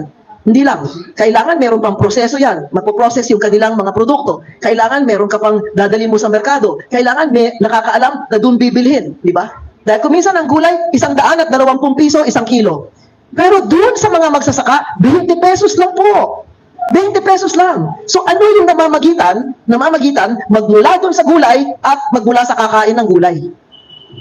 Or manok o anumang hayop na inaalagaan. Naalala nyo, nagkaroon tayo ng African swine flu. No? Lahat halos ng baboy sa Luzon, pinatay. Ang kinakain natin na baboy galing sa Bacolod, galing sa Cebu. Wala po dito yon. Makita nyo po, hindi ko po pwedeng bula-bulahin kayo. No? Sa internet, makikita nyo. Sa China, yung piggery nila na tinayo, 26 stories. Makikita nyo, parang kondo. Nandun, baboyan. 1.2 million ang baboy, bawat isang taon ang napoproduce. At kung ang isang baboy ay umubo, isa lang ang baboy patayin mo. Huwag yung buong Luzon, patay. Anong gagawin nyo dun sa mga negosyante na meron silang mga piggery? Nung bumaba na yung swine flu, bumili sila ulit ng baboy, tapos pinatay ulit. So, sinong mag-i-invest sa agrikultura? Yung baboy hindi instant yan, hindi magic wand. Pakakainin mo yan, alagaan mo yan, hanggang pwede mo na siya ibenta at pwedeng katayin at pwedeng kainin. Matagal na proseso po yan. Pero pag pinag-usapan natin, 20 days o 30 days ang ating food security, paano kainin yung baboy 20 days? Mula nung pinanganak? No way! Di ba? So, kailangan humanap tayo. Itong BRICS, maaaring may bigay ng liwanag. Bakit? Dahil sila ay maaari, yung ibang bansa na sumasali dyan ngayon, maaaring katulad din natin yan dati. Pero dahil dito sa kaunlaran na dinanas nila ngayon sa nakaraang 20 or maaring 10, 20, 30 taon, ay sila na ngayon ay maaring magkaisa at meron na silang katumbas na pwedeng ibahagi sa mga bansa na katulad din nila na naghihikahos noong panahon nang sila ay nagsisimula. It's just a matter of understanding and knowing sino ang makakatulong sa atin para hindi maging issue yung gutom at yung poverty o kahirapan, di ba? Kasi hindi po climate change, hindi po dahil sa environment ang dahilan. Kahirapan natin ay nanggaling sa napakaraming desisyong politika. Doon nagsisimula ang ating kahirapan at hanggang ngayon, nandun pa rin. Hindi po yung climate change, lahat po ng buong mundo, sasagupain yung climate change na yan. Pero yung desisyon pang politika, nasa bawat bansa po yan. Nasa bawat bansa kung ano ang kanilang magiging kapasyahan. Thank you. Ayan, thank you, Senator Nikki Cosateng. Okay, kaya Attorney Vic Rodriguez, world's number one biggest rice importer tayo. Nagkaroon ng food shortage. Walang bibili ng bigas. Ano mangyayari sa atin, Attorney? I completely agree doon sa pananaw ni Senadora Nikki Cosateng. Kinakailangan ang pinag-uusapan natin hindi kung paano political persecutionin si Pangulong Rodrigo Duterte. Kailangan ang pinag-uusapan natin ay hindi kung paano i-impeach ang ating Vice Presidente na hinalal ng 32 million Filipinos. Kailangan ang pinag-uusapan natin hindi na dapat yung paulit-ulit na wala naman direksyon o giyang malinaw na Quadcom. Pag-usapan natin yung food security. Hindi na papag-usapan ano ba yung ating inventory or buffer stock ng bigas. Ano ba yung ating inventory ng baboy, ng baka, ng kalabaw. At ito ang ating pag-usapan. At hindi natin kaya ako ay naging aktibo. Nandito nakita ko si Daniel Long. Kaya ako ay naging aktibo doon sa ating ginagawang Forum on Anti-War sapagkat wala tayong sa posisyon makipagdigma sa ating higanting kapitbahay at superpower na China. Para lang po sa kaalaman ng lahat, dito at yung mga nakasubaybay sa kanilang tahanan, sasakyan, opisina, kung nasan man kayong panig ng mundo. Alam po ninyo, ang number one source of imported products nating mga Pilipino ay ang bansang China. Pag tayo ay nakapagdigma o nakita natin bigla, one day, na tayo ay nasa armadong konfrontasyon sa ating kapitbahay at number one source of imported products na China at itinigil nila yan, hindi po kayang pakainin ng gobyerno ang kanyang populasyon. Yan ang masaklap na katotohanan. At ito dapat ang pinag-uusapan. Ulitin ko, yung problema natin sa food security hindi matutugunan at hindi kasagutan ang patuloy na political persecution na dinaranas ni Pangulong Rodrigo Duterte. Hindi rin politika ang sasagot sa ating problema ng food security sa pag-i-impeach kay Vice President Sara Duterte. At lalong hindi ang kapatuloy na Quadcom hearing ang tutugon sa problema natin ng walang kasiguruhan pagdating sa pagkain at makakain nating mga Pilipino. Panahon na siguro na ipasa rin dyan na matagal na akong nakabinding yung National Land Use Act sa Senado at sa Kongreso. Matagal na po dapat ipinasayan na kung saan we will going to classify yung ating mga lupa at yung planning ho ay will be on the risk assessment ang magiging planning na gagamit na po tayo ng science and technology. Going back to food security, paliit yung output ng ating mga magsasaka pagdating sa pag-ani ng bigas. Sure, there's no denying climate change is here. Pero hindi kasalanan ng pagpalit ng klima. And again, I'll go back to the statement made by Senator Cosateng. Yung mga maling political decisions, yung mga maling pamumulitika, yan ang dumadali sa atin. Hindi lang yung climate change. Yung pagnanakaw sa flood control funds, hindi po climate change yan. Yan ay bad governance. Yung pagpapahintulot na lustayin at nakawin ng flood control funds, you cannot blame that sa climate change o pagpalit ng klima. Yan ay pagnanakaw. Kaya nga isinusulong natin yung war on corruption. And then, balikan ko lang, tackle ko yung briefly yung usapin ng bigas, yung inventory ng baboy. Yung 1992, ipinasa po ni then Senator, eventually naging Pangulo ng Pilipinas, si Joseph Erap Estrada, yung batas creating the Philippine Carabao Center, 1992. It is already 2024 or 30 years after. Bilyong piso na ang ibinuhos dyan sa Philippine Carabao Center sa loob ng 32 years. Bilyong piso. Alam ho ninyo, food security rin ito. food security. Pero ito talagang shocking. After 32 years, ang ating annual dairy production after 32 years and billions of pesos spent and provided dyan sa Philippine Carabao Center, ang ating annual dairy production, 1% pa rin. 99% ng ating annual dairy needs imported. Let's talk about food security. 32 years after, 1% lang ang ating annual daily production. Nasaan yung bilyong-bilyong pisong dumaan dyan sa Philippine Carabao Center? And what is more telling, yung inventaryo ng Carabao, lalo na yung nagbibigay ng gatas, mas masustansya ang gatas ng Carabao. Proven po ito. Hindi po ito chismis. Mas mababa yung kanyang cholesterol content at mas mataas yung kanyang calcium content. Pero yung mga nagpo-produce, yung bilang na nagpo-produce ng Carabao, higit kumulang sa ngayon, 2024, mga 30,000 na lang. 30,000 heads. And yet, our population keep on increasing. Keep on increasing. Ang laging binibida political statement, ang asset ng Pilipino, bata ang ating populasyon. Sure, tama. Paano mo papakainin? Yung lumalaki at pabatang population. Ito yung mga problemang dapat nating harapin. Ito yung mga problemang dapat bigyan ng higit na malaking alokasyon pagdating sa national budget. Hindi yung nawawalang flood control programs. Hindi yung mga quote-unquote infrastructure projects. Yung netting, yung naglalagay ng net dyan sa gilid ng mga bundok para daw hindi magkaroon ng landslide. Hindi yung cat's eye, yung linalagay sa highway na ang value, may safety value yun. Pero more of aesthetic. Para sa gabi, pag dumaan nyo sa sakyan, makikita mo yung gitna. But before you think of yung mga papoging project, pakainin mo muna yung mga Pilipino. And again, hindi rin sagot ang ayuda. Ang sagot natin, pagtuunan natin ng food security. Mas masustansya yung gatas ng Carabao kung hinarness sana natin ito. Kung nagbigay sana tayo ng post-harvest facility, nagbigay tayo ng magaang na pautang dito sa mga maliliit na magsasaka at nagre-raise ng mga Carabao, hindi po Nutriban ang sagot sa stunted growth ng Pilipino. Hindi po Nutriban ang sagot para doon sa pagpandak ng mga Pilipino. Kailangan po natin ng continuous, masustansya at nutritious na pagkain. At yan ay makukuha dito sa ating production sana ng gatas ng Carabao. Okay, thank you, Attorney Vic. Attorney, naalala ko lang, nung time na magkasama pa kayo ni PBBM campaign, paano niya natansya yung pangako niya na 20 pesos na bigas? Anong nangyari doon? Wala na ba talagang asahan? Paano hugutin? Okay. Mag-halfway na ang kasalukuyang administrasyon sa kanilang termino. Ito ay kung hindi natin pahihintulutan ang kanilang pagmaniobra na baguhin ang ating saligang batas at pagpapalit ng uri ng ating gobyerno from presidential to parliamentary. And sayang yung unang 3 taon. But while we can no longer change the beginning, let's come together and understand and realize what is at stake for our country this coming midterm election.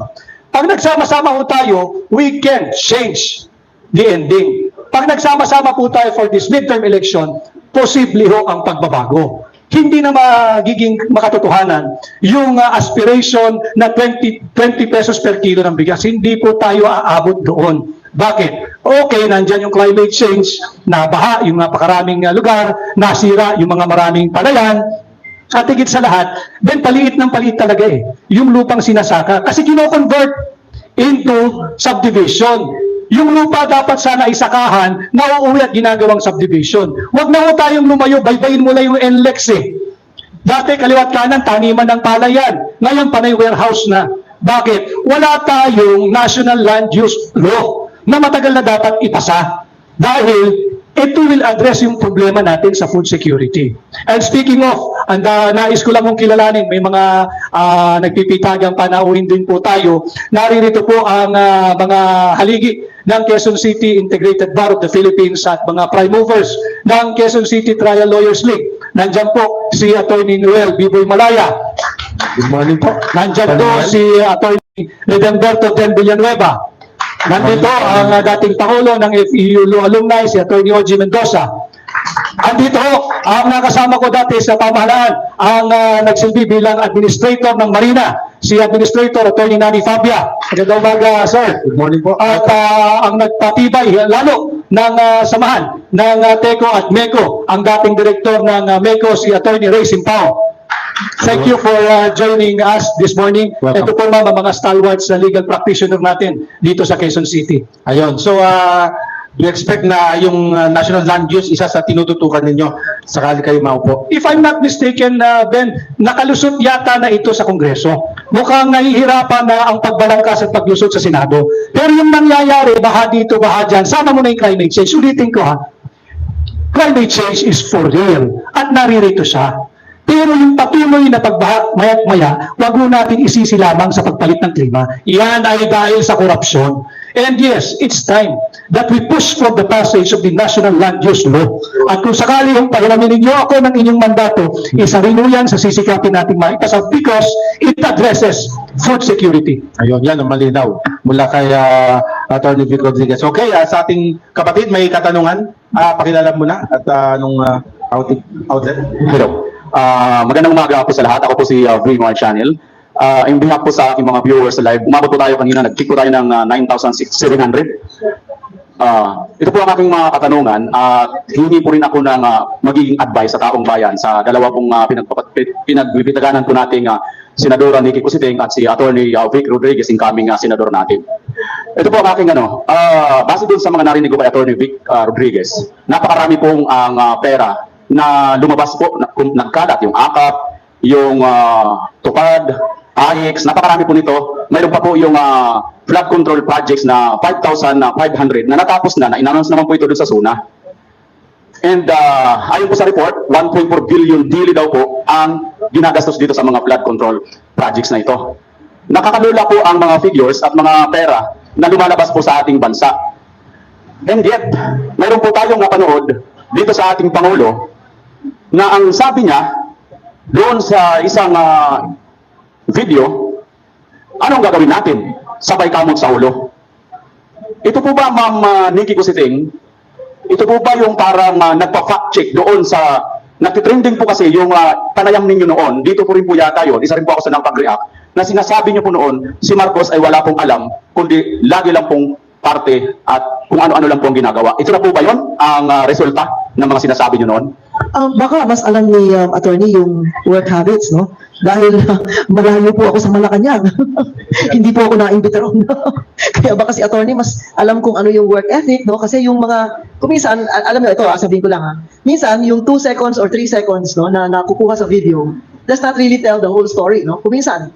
Pero baka si attorney mas alam niya. Ayan, Attorney, baka pwede mo raw may share. Mahirap pag naitabi ka sa dating senadora. Totoo. But importante kasi yung malinaw na direksyon ng kahit na sinong Pangulo. Kung ang direksyon mo sana ay kagaya ng covenant and promises that you have made when you were campaigning, I don't think we would have reached this sorry state where we are at now. Kung sana'y tinupad lamang yung mga magagandang plano at pananalita at hindi natigil sa pangako, hindi siguro tayo umabot sa ganitong estado. And I believe, even during the time of the good Senator Nikki Cositing, when she was a senator during her incumbency, tabu o malaswa yung bilyong pisong budget.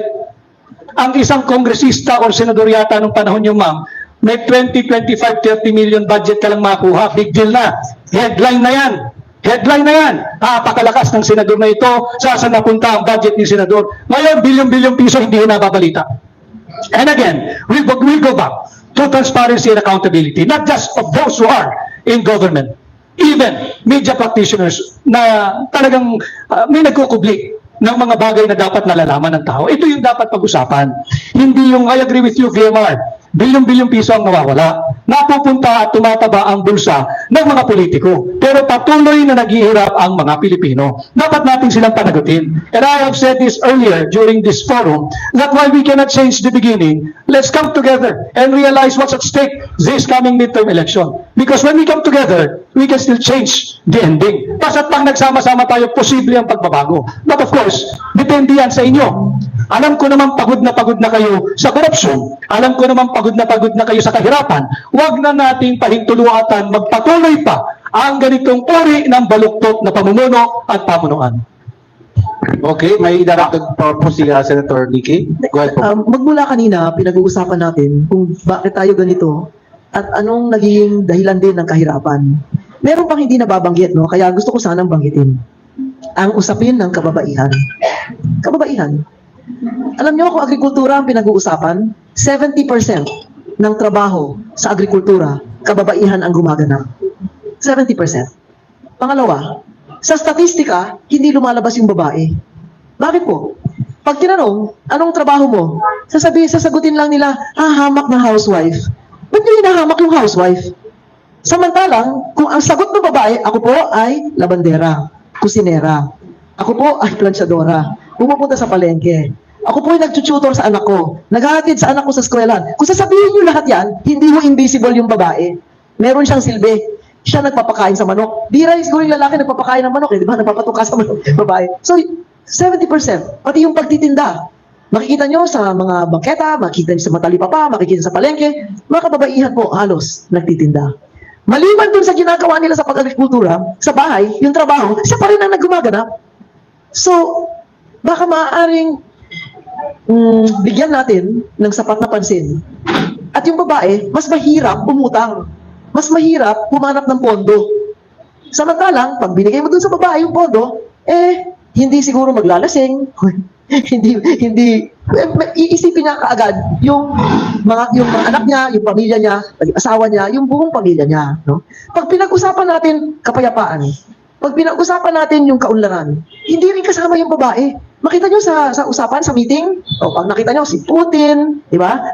Si Xi Jinping, puro mga kalalakihan nagsasalita tungkol sa kapayapaan. Pero pag upo nila sa mesa, bakit parang, pag nandyan na yung lahat ng presidente ng lahat ng bansa, di ba? Ang pinag-uusapan, kailan natin bobombahin si ganito, bobombahin yung ganun. So there must be something missing dun sa ating consciousness. No? I mean, this is something I feel has to be openly discussed. And something that I feel has been lacking dun sa agenda o dun sa pinag-uusapan dahil hindi siya visible. Maaaring sinasabi ginagawa lang siyang parang katutuwa or para may pag-usapan, hindi, yung sweldo ko, binibigay ko lahat sa asawa ko eh. So napupunta doon sa babae, di ba? Pero paano kung wala na? Ay, parang sinabi mo, yan ang sweldo ko, pagkasyahin mo yan. Pag hindi na kasya, anong gagawin niya? Di ba? So, ibig sabihin, itong mga ibang usapin na ito ay magkakaroon ng lalong higit na kabuluhan kung isama natin yung kababaihan dun sa agenda. Whether BRICS, whether food security, whether PhilHealth, kung ano man yan, hindi ho halos kasama yung mga kababaihan dyan. Kaya yan ang bigyan natin ng panibagong muka na sana, dito po sa darating na halalan, ito po, yung kababaihan ay mabigyan ng sapat na halaga. Baka si Vic, pwedeng gawin niyang ano yan, part of your agenda, di ba? Ako no, hindi kandidato. It's actually my daughter-in-law. Meron sila naitayong party list. At yung party list na yun, ang pangalan, kababaihan. Dahil hindi mo na may mention eh. Kaya inisip ko, o nga no, bakit laging hindi kasali sa usapan ang mga kababaihan? Diba? Alright. Okay. At may isa pang katanungan dito. Kay Atty. Vic naman, what do you think of the plight of our Filipino fishermen and farmers today? What reforms are needed to assist them? Yung sa magsasaka lagi yung napapag-usapan. Yung sa mga mangingisda ay ang laging sinasabi dahil daw yung quote-unquote pambubuli o pambabraso ng China diyan sa South China Sea. Subalit alam mo ninyo, in one interview that gone viral, meron po yung mga mangingisda na binibigyan ng ayuda. Ang sagot po nila, hindi kami after sa ayuda. Ang gusto namin ay suportahan kami ng pamahalaan na makapangisda at makipag-usap sa bansang China at makabalik doon sa tinatawag na traditional fishing ground. Dahil hindi naman daw sila happy na dependent sila sa gobyerno. In the same manner, yung sinasabi kanina ni Senadora Nikki, yung kababaihan, ganon din yung ating mga magsasakay at yung ating mga mangingisda. There is dignity in honest labor. May dangal doon sa nagtatrabaho ng marangal. Yan yung ating mangingisda, yan yung ating mga kababaihan, yan yung ating mga magsasaka. Dapat natin silang suportan. And again, it will all go back to the budget. That is why sinasabi ko sa inyo, dito sa ating pinamumunuan at isinusulong na war on corruption, ang pagbabalik ng parusang kamatayan sa plunder at drugs na kinabibilangan ng mga taong gobyerno na nagkukubli, na nagtatakip at nagtutulak at nagpupromote ng droga. bantayan po natin yung budget. Dahil again, yung ating national budget is the alpha and the omega of the many ills of our country. Kung babantayan lang natin kung paano ginagamit ito, magiging transparent lang sana ang pamahalaan, magkakaroon muli ng tunay na check and balance dyan sa Senado. I don't think bilyong-bilyong piso, trilyon na nga ang mawawala at patuloy na mawawala kung ating ipagpapatuloy yung ating pagsasawalang bahala sa nangyayari sa ating bansa. Ayan, dapat talaga, bantayan natin yung budget, napakahalaga yan. Okay, may karagdagan po si Senator Nikki. Go ahead. Tungkol po sa ating mga mangingisda, marami po tayo nakikita sa media, video, or dun sa print, o kahit social media, tungkol sa mga mangingisda na hindi pinahihintulutan mangisda sa South China Sea o iba-ibang mga bahagi ng South China Sea. So kung minsan may nai-interview na ilang mga 4-5 na mga mangingisda, ang mangingisda po sa ating bansa ngayon, maaaring umabot na mahigit 1 milyon na mangingisda. Maaaring 1 milyon. Nationwide, di ba? So, kung 4 ang nagsasabi na hindi sila pinahihintulutan mangisda, ano ang kinabubuhay ng 1 milyon na mangingisda? The figures cannot convince me. The figures cannot convince me that China alone can stop 1 million fishermen from fishing in the South China Sea. Dapat alamin natin, ano ba naging dahilan? Ano ba? Kasi kung pupunta tayo doon, di ba, sino sasama? Wala ba, merong magpahiram sa akin ng sasakyan, ba? Huwag naman bangka. At least naman may motor. Sasama ako, punta ako. Mangingisda ako doon. Meron bang titigil sa akin? Pasasabugin ba ako? Iwa-water cannon ba ako ng mga Coast Guard ng China? Hindi naman nila alam, ako yun eh. Di ba? So, yun lang ang gusto na kong maliwanagan, no? Dahil pinag-uusapan natin yung pinagbabawal mangisda. Dahil kung ayuda lang ang inaasahan ng 1 milyong mangingisda, hindi ho silang mabubuhay. So, I want to find out. Hundreds of thousands will go out to sea every single day. Sometimes kahit na may storm warning na, pupunta pa sila, magpapalaot pa sila para makahanap ng makakain. No? So, kung hindi ho naririnig yung mga nangingisda na pinahintulutan mangisda o dapat bigyan ng pagkakataon mangisda. Dahil napakalawak po ng dagat na yan eh. Hindi nyo pwedeng kuralan yan at bantayan. Hindi ho mangyayari yan. Ang pinaka-importante ngayon ay kailangan may dialogo. Dialogo na maliwanag, na intelihenteng uri ng dialogo, na yung mga mag-uusap, may paggalang sa isa't isa. Nang sa ganon, I go back to my first premise na yung Pilipino ay dapat yun ang makinabang sa anumang desisyon na mangyayari dyan. At yung digmaan ang hindi dapat pag-usapan. Wag na natin pag-usapan yung digmaan. Pag-usapan natin kung paano tayo mabubuhay dyan. Whether langis yan, whether isda yan, kung ano man ang nandyan sa South China Sea na yan, pag pinag-usapan natin yan, wala akong mamamatay, walang mapipinsala. No? Pero sa ginagawa natin girian, hindi ko alam kung naglalaro lang tayo, kung para tayong nasa high school, may kaaway tayo, di ba? Nagigirian tayo, pataasan ng ihi. Sabi nga ng iba, pataasan ng ihi. Ganun ba ang ating diplomasya? Ganun ba ang ating kinagisnan o kinalakihan o itinuro sa atin na tamang paraan para makipag-usap sa maaaring hindi pa tayo nagkakaintindihan? Gera ka agad? Sandali lang. Kaya ba natin yon? Diba? Pero kung meron tayong pinag-uusapan, nasa maayos tayo, umupo tayo sa lamesa, ganito, magmaliwanag ang ating pinag-uusapan, wala akong mamamatay sa usap eh. Diba? Kaya, yun po ang isang bagay. Mahalaga yung pamumuhay at yung mga binubuhay ng ating mga mangingisda. Mahalaga. Walang question po yan. So, kung 1 milyon na sila nakakapag-isda doon at yung 5 ay nagrereklamo na hindi sila pinahihintulutan, dapat yun ay imbestigahan. Tingnan natin kung ano nasa ilalim.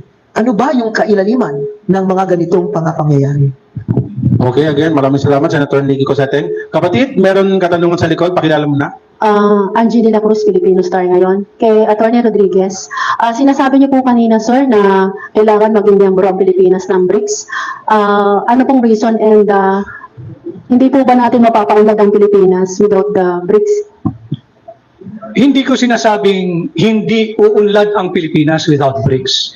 The premise of the question early on is what is my take or opinion on the proposal that the Philippines become a member of BRICS. And I am all for it. for the simple reason that yung BRICS is a political and economic alliance. That is why I have made a clear distinction between the basis for the formation of NATO through the North Atlantic Treaty. And it was an offshoot of World War II, yung North Atlantic Treaty. And we do not blame them for coming together, pero yun nga, political and military yun. Ang backbone ng NATO, an attack on any state member nation is an attack on all. One for all sila eh. So pag may inatake ka sa isa, kinalaban mo yung lahat ng NATO members. Hindi natin sila pwedeng sisihin doon. Dahil yung nabuo as an offshoot of World War II. Nagdepensa na sila, sama-sama na sila. Okay yun. And as we are discussing this now, the Philippines is a major non-NATO ally. Okay na doon. But transition tayo, pivot tayo in this part of the world, yung economic activity. We should not discount joining another organization that is for political and economic reasons, like yung BRICS. And by the way, dagdag ko lang sa nabanggit ni Senadora Nikki, ang Malaysia at Thailand are one of the newest members of BRICS. Kapitbahay natin ito. Yung Thailand, dyan tayo kumukuha, nag-aangkat tayo ng bigas, nagkakarera sila ng Vietnam sa paramihan ng tonelada ng pag-iangkat natin ng bigas. Tingnan natin yung layunin. Ang layunin ng political and economic, ang layunin nun ay magtatag ng New Development Bank na kung saan ang mga miyembro ay pwede nang magkalakal using their own currency. Hindi na kinakailangan dolyar at pwedeng mangutang yung miyembro noon sa mga member state. But malayo pa rin naman ang BRICS dahil wala naman itong while on the surface, it looks a formal organization. Walang malinaw na liderato rito walang pangulo, walang chairman ang BRICS. It's while it looks formal, still, it's a loose grouping of member nations. I'm not saying hindi tayo asenso, pero tanggapin din natin. While I value our sovereignty and independence, we should be made aware of the value and the principle of interdependence. Okay, my Okay, next thank you, question Attorney is, Vic. my next question is for attorney again. If given a chance, attorney, na maging senator, ano po yung mga unang priorities na gagawin nyo? Arlene, nabanggit ko na ang aking uunahin ay makakalap ng sapat na numero ng alyado at like-minded individual, hopefully in the Senate, pag ako'y papalarin, kagaya ng premise mo. Tanggalin natin yung resolution number 10. Dahil yan ang nagiging ugat ng patuloy na paglustay ng bilyon-bilyong piso. Saan ka ba naman nakakita? Yung head of agency na gumamit ng pera, siya rin ang may authority mag-liquidate ng kanyang ginastos. Pipirmahan lang niya, wala ng detalye. Ulitin ko, home economics. Sa bahay, si nanay nag-utos sa ating kasambahay, ito 1,000 mamalengke ka, ito listahan. Pag uwi ng ating kasambahay, kahit yung anak, nanay, sa 1,000 mo, ito po ang sukle, 250. Ito po yung napabili ninyo sa halagang 1,000. Pwede bang bumalik yung kasambahay sa amo niya? Ito ho, nabili ko. Wala kang pakialam kung paano ko ginamit yung 1,000 mo. Basta't yan yung binili ko. Yan ho ang nangyayari ngayon dahil sa resolution number 10. And that is unconstitutional. That is unlawful. Hindi dahil sinabi ko, dahil sinabi ng ating saligang batas. Dahil nandyan yan nakasulat. Article 9, Section 3. Yan, nandyan po yan. Nakasulat po yan.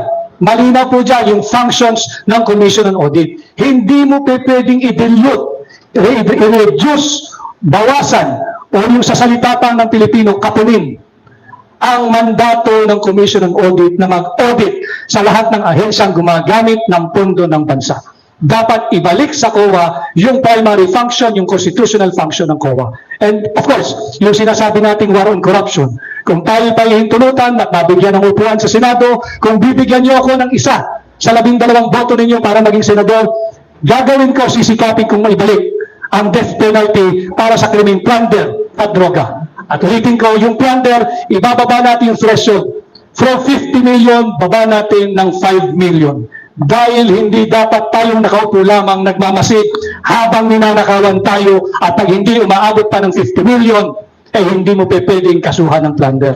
At walang sino man ang makakapagsabi na itong panukala kung ito ay anti-poor dahil walang nakapagnakaw ng ₱1,000,000 na matatawag ng mahirap. Ito, ang biktima rito, hindi isang tao. Every time na nagnanakaw ka sa kaban ng bayan, ang biktima rito ay hindi isang tao. Ang ninanakawan mo rito ay 110 or 115 million Filipinos. At higit sa lahat, ninanakaw mo rito yung kinabukasan ng mga kabataang Pilipino at darating pang salinlahi. Alright, thank you, Attorney Vic. Okay, may additional lang si Senator Nikki, then tanong sa likod sa media friend. Senator. May isang feature, or dalawa actually, nabanggit na ni Attorney Vic, yung New Development Bank. No? Ang kapital po dyan ay 100 bilyon dolyar. Yung 100 bilyon dolyar ay alinsunod sa pangalan ng bangko ay yung New Development Bank.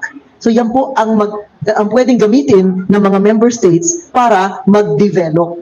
Meron din silang isang tinatawag na Contingency Reserve Agreement.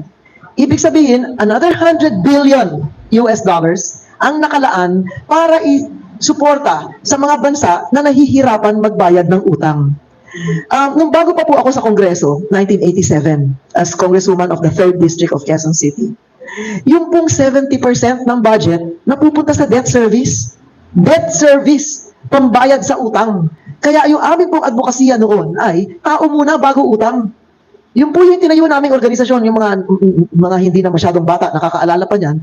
Inikot po namin yan sa buong distrito. Tao muna bago utang. Because 70% of our national budget, if you look at it, in 1988, 89, 90, etc., until maybe 92 or 93, halos 70% ng budget napupunta sa pambayad sa utang lang.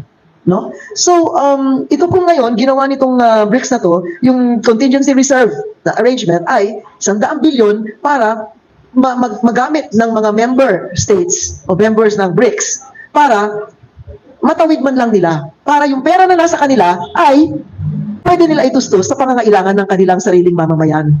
So this is like a cushion for the other BRICS members who need this facility so that their own resources can be used for their own development in their own countries.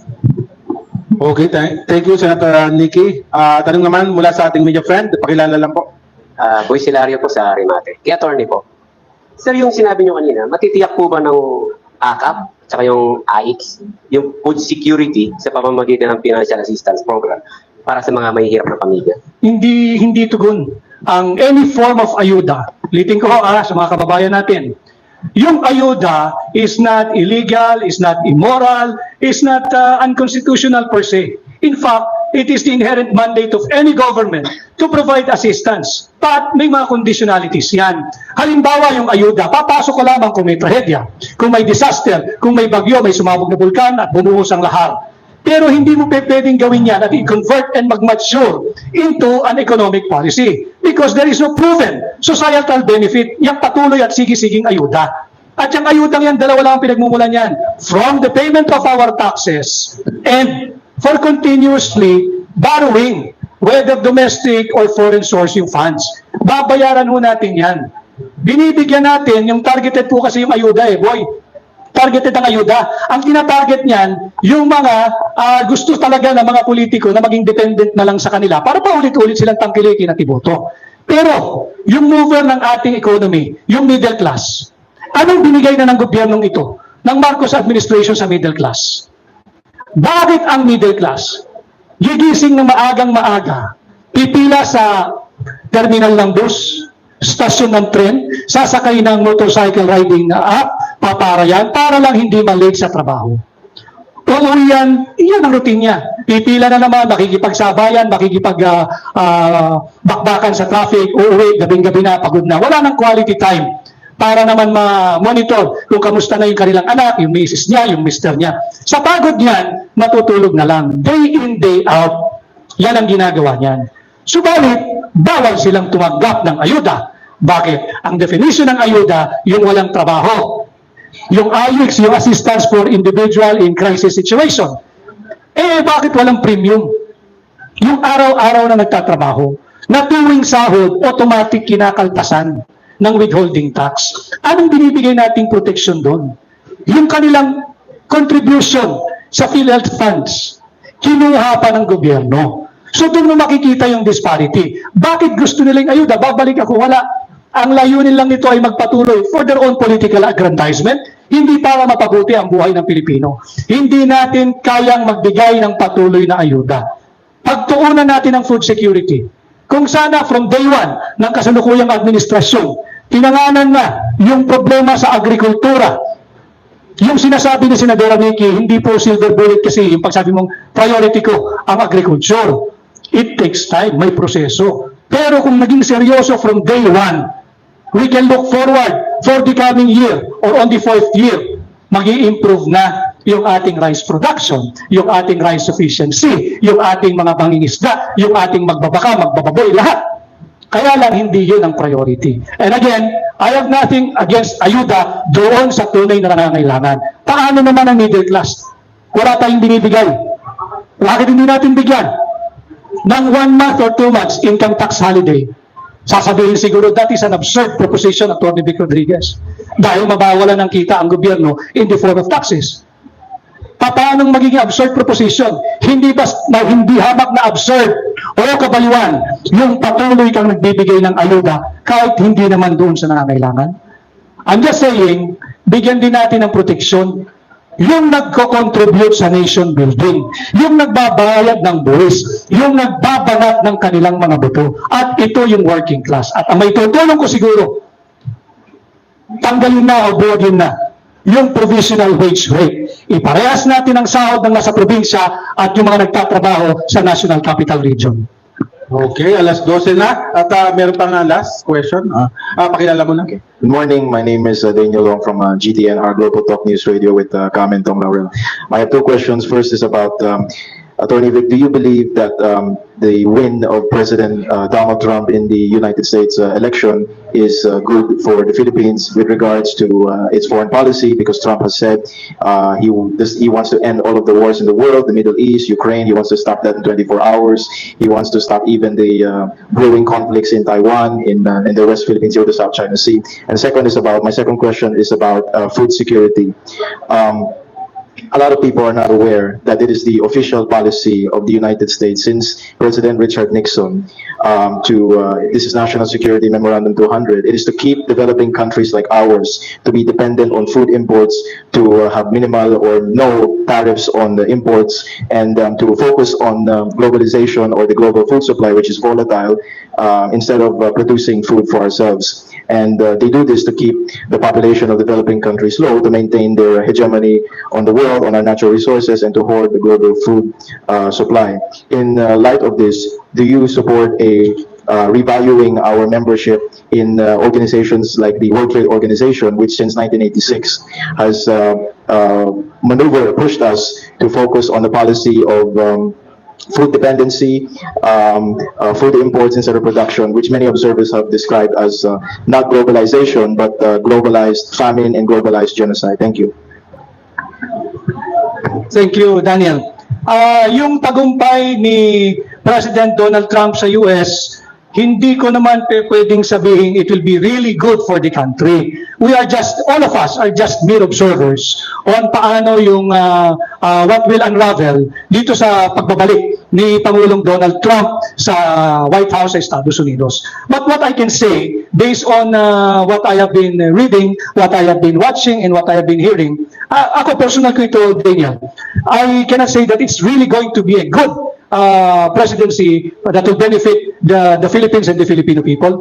For now, bago pa siya manumpa, I can say I'm very hopeful na mas mapabuti yung ating pakikipag-ugnayan sa world stage at mag-tone down yung rhetoric ng pamahalaan at ng mga ilang opisyal ng administrasyon ni Bongbong Marcos. But it's not for me, it's not for any Filipino to say that a Trump win is going to be good for the Philippines. Tingnan natin. But we are hopeful that it will be far better than under the Democrat na nagtutulak talaga ng digmaan sa pagitan ng Pilipinas at China. As to your second concern or question, yes, I agree with you that the United States want to maintain the U.S. hegemony in Indo-Pacific or in this part of the world, in this part of the globe. At hindi tayo dapat pumayag. Magmumula lahat yan sa liderato ng Republika ng Pilipinas. Hindi natin kayang makipag-away sa Estados Unidos. Sila ang number 1 pa rin na destinasyon ng ating mga imported products, especially mga electronic products natin.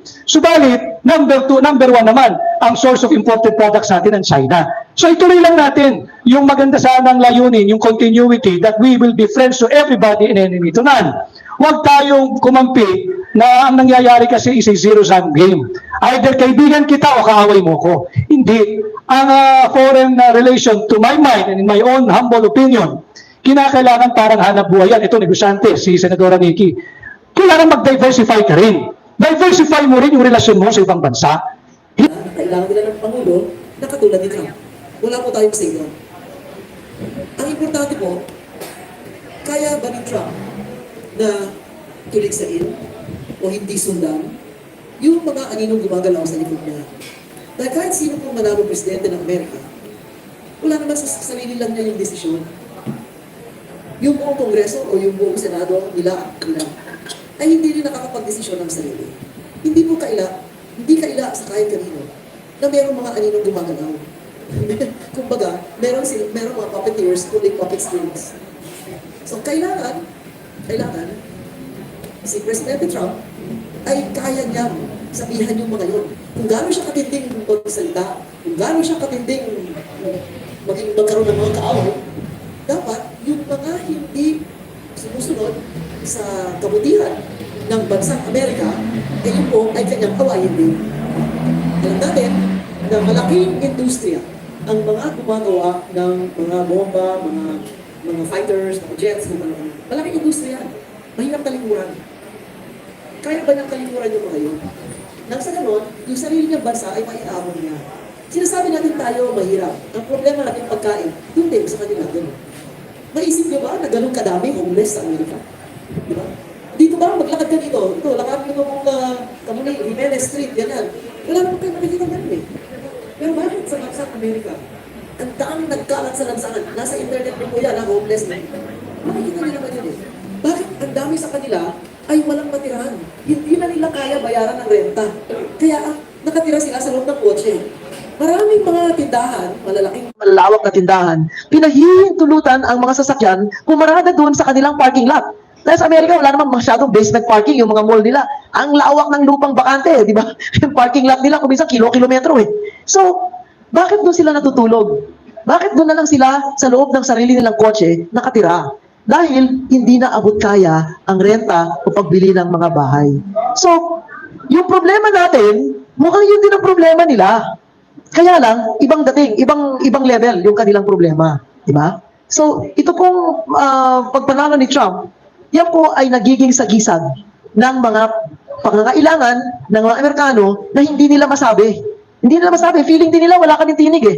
Feeling nila wala kaming boses. Ito, malakas ang boses nito. Diyan kami sa kanya. Kasi kaya niya sigawan kahit sino. Kaya niya upakan kahit sino. So, ngayon, kaya ba niya ngayon talikuran yung pong mga umasa sa kanya? Diba? Kasi desisyon nila yun eh. Pero sinasabi ko lamang, mag-ingat po tayo. Dahil dito, yung sa grocery, pumasok ka sa malalaking grocery. Hindi pa nakakandado eh. Yung mga shampoo, nail polish, yung mga eyebrow pencil, hindi pa nakakandado sa salamin. Doon, nakakandado yung mga display ng mga sabon at kung ano pa. At kailangan pindutin mo yung timbre para pupunta yung salesman, bubuksan yung salamin na pinto para makakuha ka ng shampoo o makakuha ka ng deodorant. So umabot na sa ganung sitwasyon sila. Huwag natin sabihin na dito sana huwag mangyari yun ha. Pero doon nangyayari na yun. At alam ko dahil nandun ako eh. Ang anak ko, mga kapatid ko, nandun sa Canada, sa Amerika, di ba? So ito ay dapat natin pag-isipan. Di ba? Malaking problema niya. Maaaring mas malaki pa nga problema niya kaysa sa atin eh. Okay, may pahabol si kapatid na Marlon. Go ahead. Senator Nikki, dalawang tanong po. Unang tanong ko po, bilang dating congressman at bilang senador, bakit po sa tingin niyo bumababa na ngayon yung integridad ng Senado at Kongreso at nawawala na po yung mga matatalinong mambabatas katulad po nung panahon nyo at sa halip ay napapalitan po ng mga artista at binoboto na lamang dahil sila ay popular.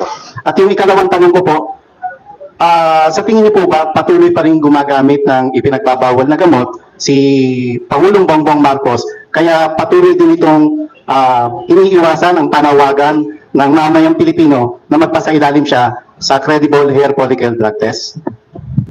Yung pong kalidad ng ating Senado at House of Representatives, no? Yan po ay kapangyarihan ng mamamayan kung sino ang kanilang mailuluklok dito po sa mga posisyon na to. Mahirap po ako ang mag-judge. Sinong matalino, sinong hindi. Sinong artista, sinong hindi. Ako po, gumanap din ako sa pelikula kasama ni Erap eh. sa kuko ng agila, ang turing ba sa akin, artista din? Pero dahil po, siguro nung unang panahon, wala akong social media. Kahit koronasyon ng Little Miss Gumaka, pupunta ako sa Gumaka para koronahan sa barangay sa Gumaka, Quezon, yung Little Miss Gumaka. Para lamang masabi ko kung ano ang aking paniniwala, masabi ko kung ano yung aking ayaw at gusto, no, sa madla, at makilala ako sa Gumaka. Eh ngayon ka, hindi ka lumabas ng bahay eh. Isang pindot nakita ka na sa buong mundo, hindi lang sa Pilipinas. No? So maaaring mayroong ibang paraan ngayon para magpakilala sa tao. Samantalang nung panahon namin, kailangan po pumunta ka, mag-effort ka, Batanes to Tawi-Tawi, maaabot mo yan. Dahil kailangan mo sabihin kung anong pinaniniwalaan mo. Hindi pwedeng nakita ka lang sa sine, okay na, di ba? Ngayon, marami ng social media, maraming ibang paraan kung paano magpakilala. So maaaring yung tao, hindi na nabibigyan ng sapat na impormasyon para magkaroon ng pagpasya. Dahil kung sa Congress, yung mga tumatakbo sa Kongreso ay yung din tigaron sa distrito. Mas madali nilang makilala yon.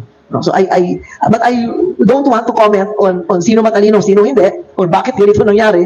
At mahirap na po eh. Hindi po ako tagaron eh. Mahirap kong desisyonan kung sino ang karapat-dapat. Dahil tandaan nyo, buti pa yung doktor, abogado, enhinyero, yan, lahat may eskwelahan po yan. May pamantasan na kailangan pumasok kayo doon para mahirang kayong abogado. Susumpa kayo, di ba? Kung enhinyero kayo o kung anumang profesional. Wala hong eskwelahan para maging senador. Walang eskwelahan, walang training para maging congressman. Pati ako eh, nung pumasok ako, bagito. Talagang bago. Kaya naalala ko nung nasa Senado ako, ang best way na matuto ako, dapat seatmate ko si Senator Enrile. Dahil siya, may karanasan, at siya, nakikita ko yung ginagawa niya, matututo ako. Sang-ayon man ako hindi sa ginagawa niya, hindi importante yun eh. Importante, matuto ka. Dahil siya, matagal na niyang alam yun. Si Tolentino, nandun nung kasama namin eh. Neptali Gonzales, kasamahan namin yun, di ba? So, importante, kahit kailangan, seatmate mo siya. Kaya si Tolentino, first time, seatmate ko po. At seatmate ko rin si Senator Johnny Enrile. So, dun, matututo ka. Parang, kumbaga, OJT kayo eh. Lahat kayo OJT. Ngayon, matututo ba kayo pag bilang isang OJT? Ako natuto kahit pa paano. Di ba? Because I was 5 years in Congress and I was 9 years in the Senate. Ang masasabi ko, marami pa akong dapat matutunan. Pero, doon sa panahon na nandun ako, palagay ko naman, maraming naibahagi sa akin yung mga mas eksperyensyado na senador, mas batikang senador, dahil magkasama kami doon. No? Isang bagay yun. Isang elemento no na kilala niyo si Tony Lopez, di ba? Ano siya, sumusulat, kolumnista siya. Meron siyang sinulat na mass stupidity na article. Ang sabi niya, 15 taong gulang na mga Pilipino, maraming 15 taong gulang na Pilipino ay hindi marunong bumasa at hindi marunong ng mathematics.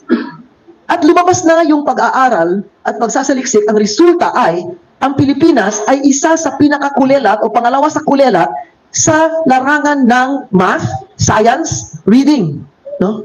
So kung ganyan, hindi po ako nagsabi nun ha, si Tony Lopez nagsabi nun, kung yan ang katayuan natin, marami pong epekto, maraming epektong susunod kung ganyan ang uri at kailangan itaas natin yung antas ng ating edukasyon. Diba? Isang malaking bagay yan. It's very telling eh. Because if 15-year-old kids cannot count beyond 20, sabi niya, hindi ako nagsabi, beyond 20, hindi makabilang 15 taong gulang na mga teenager natin. May problema tayo. So I hope that this thing can be adequately addressed, but as I said, it cannot be instant ang resulta niyan. Pag inumpisa mo, ayusin ngayon yan, aabutin pa ng ilang mga taon, bago dumating ng 18 years old yung bata, di ba? Mula bago panganak hanggang 18 years old yan, malaki yung intervention na kailangan nating gampanan sa larangan ng edukasyon.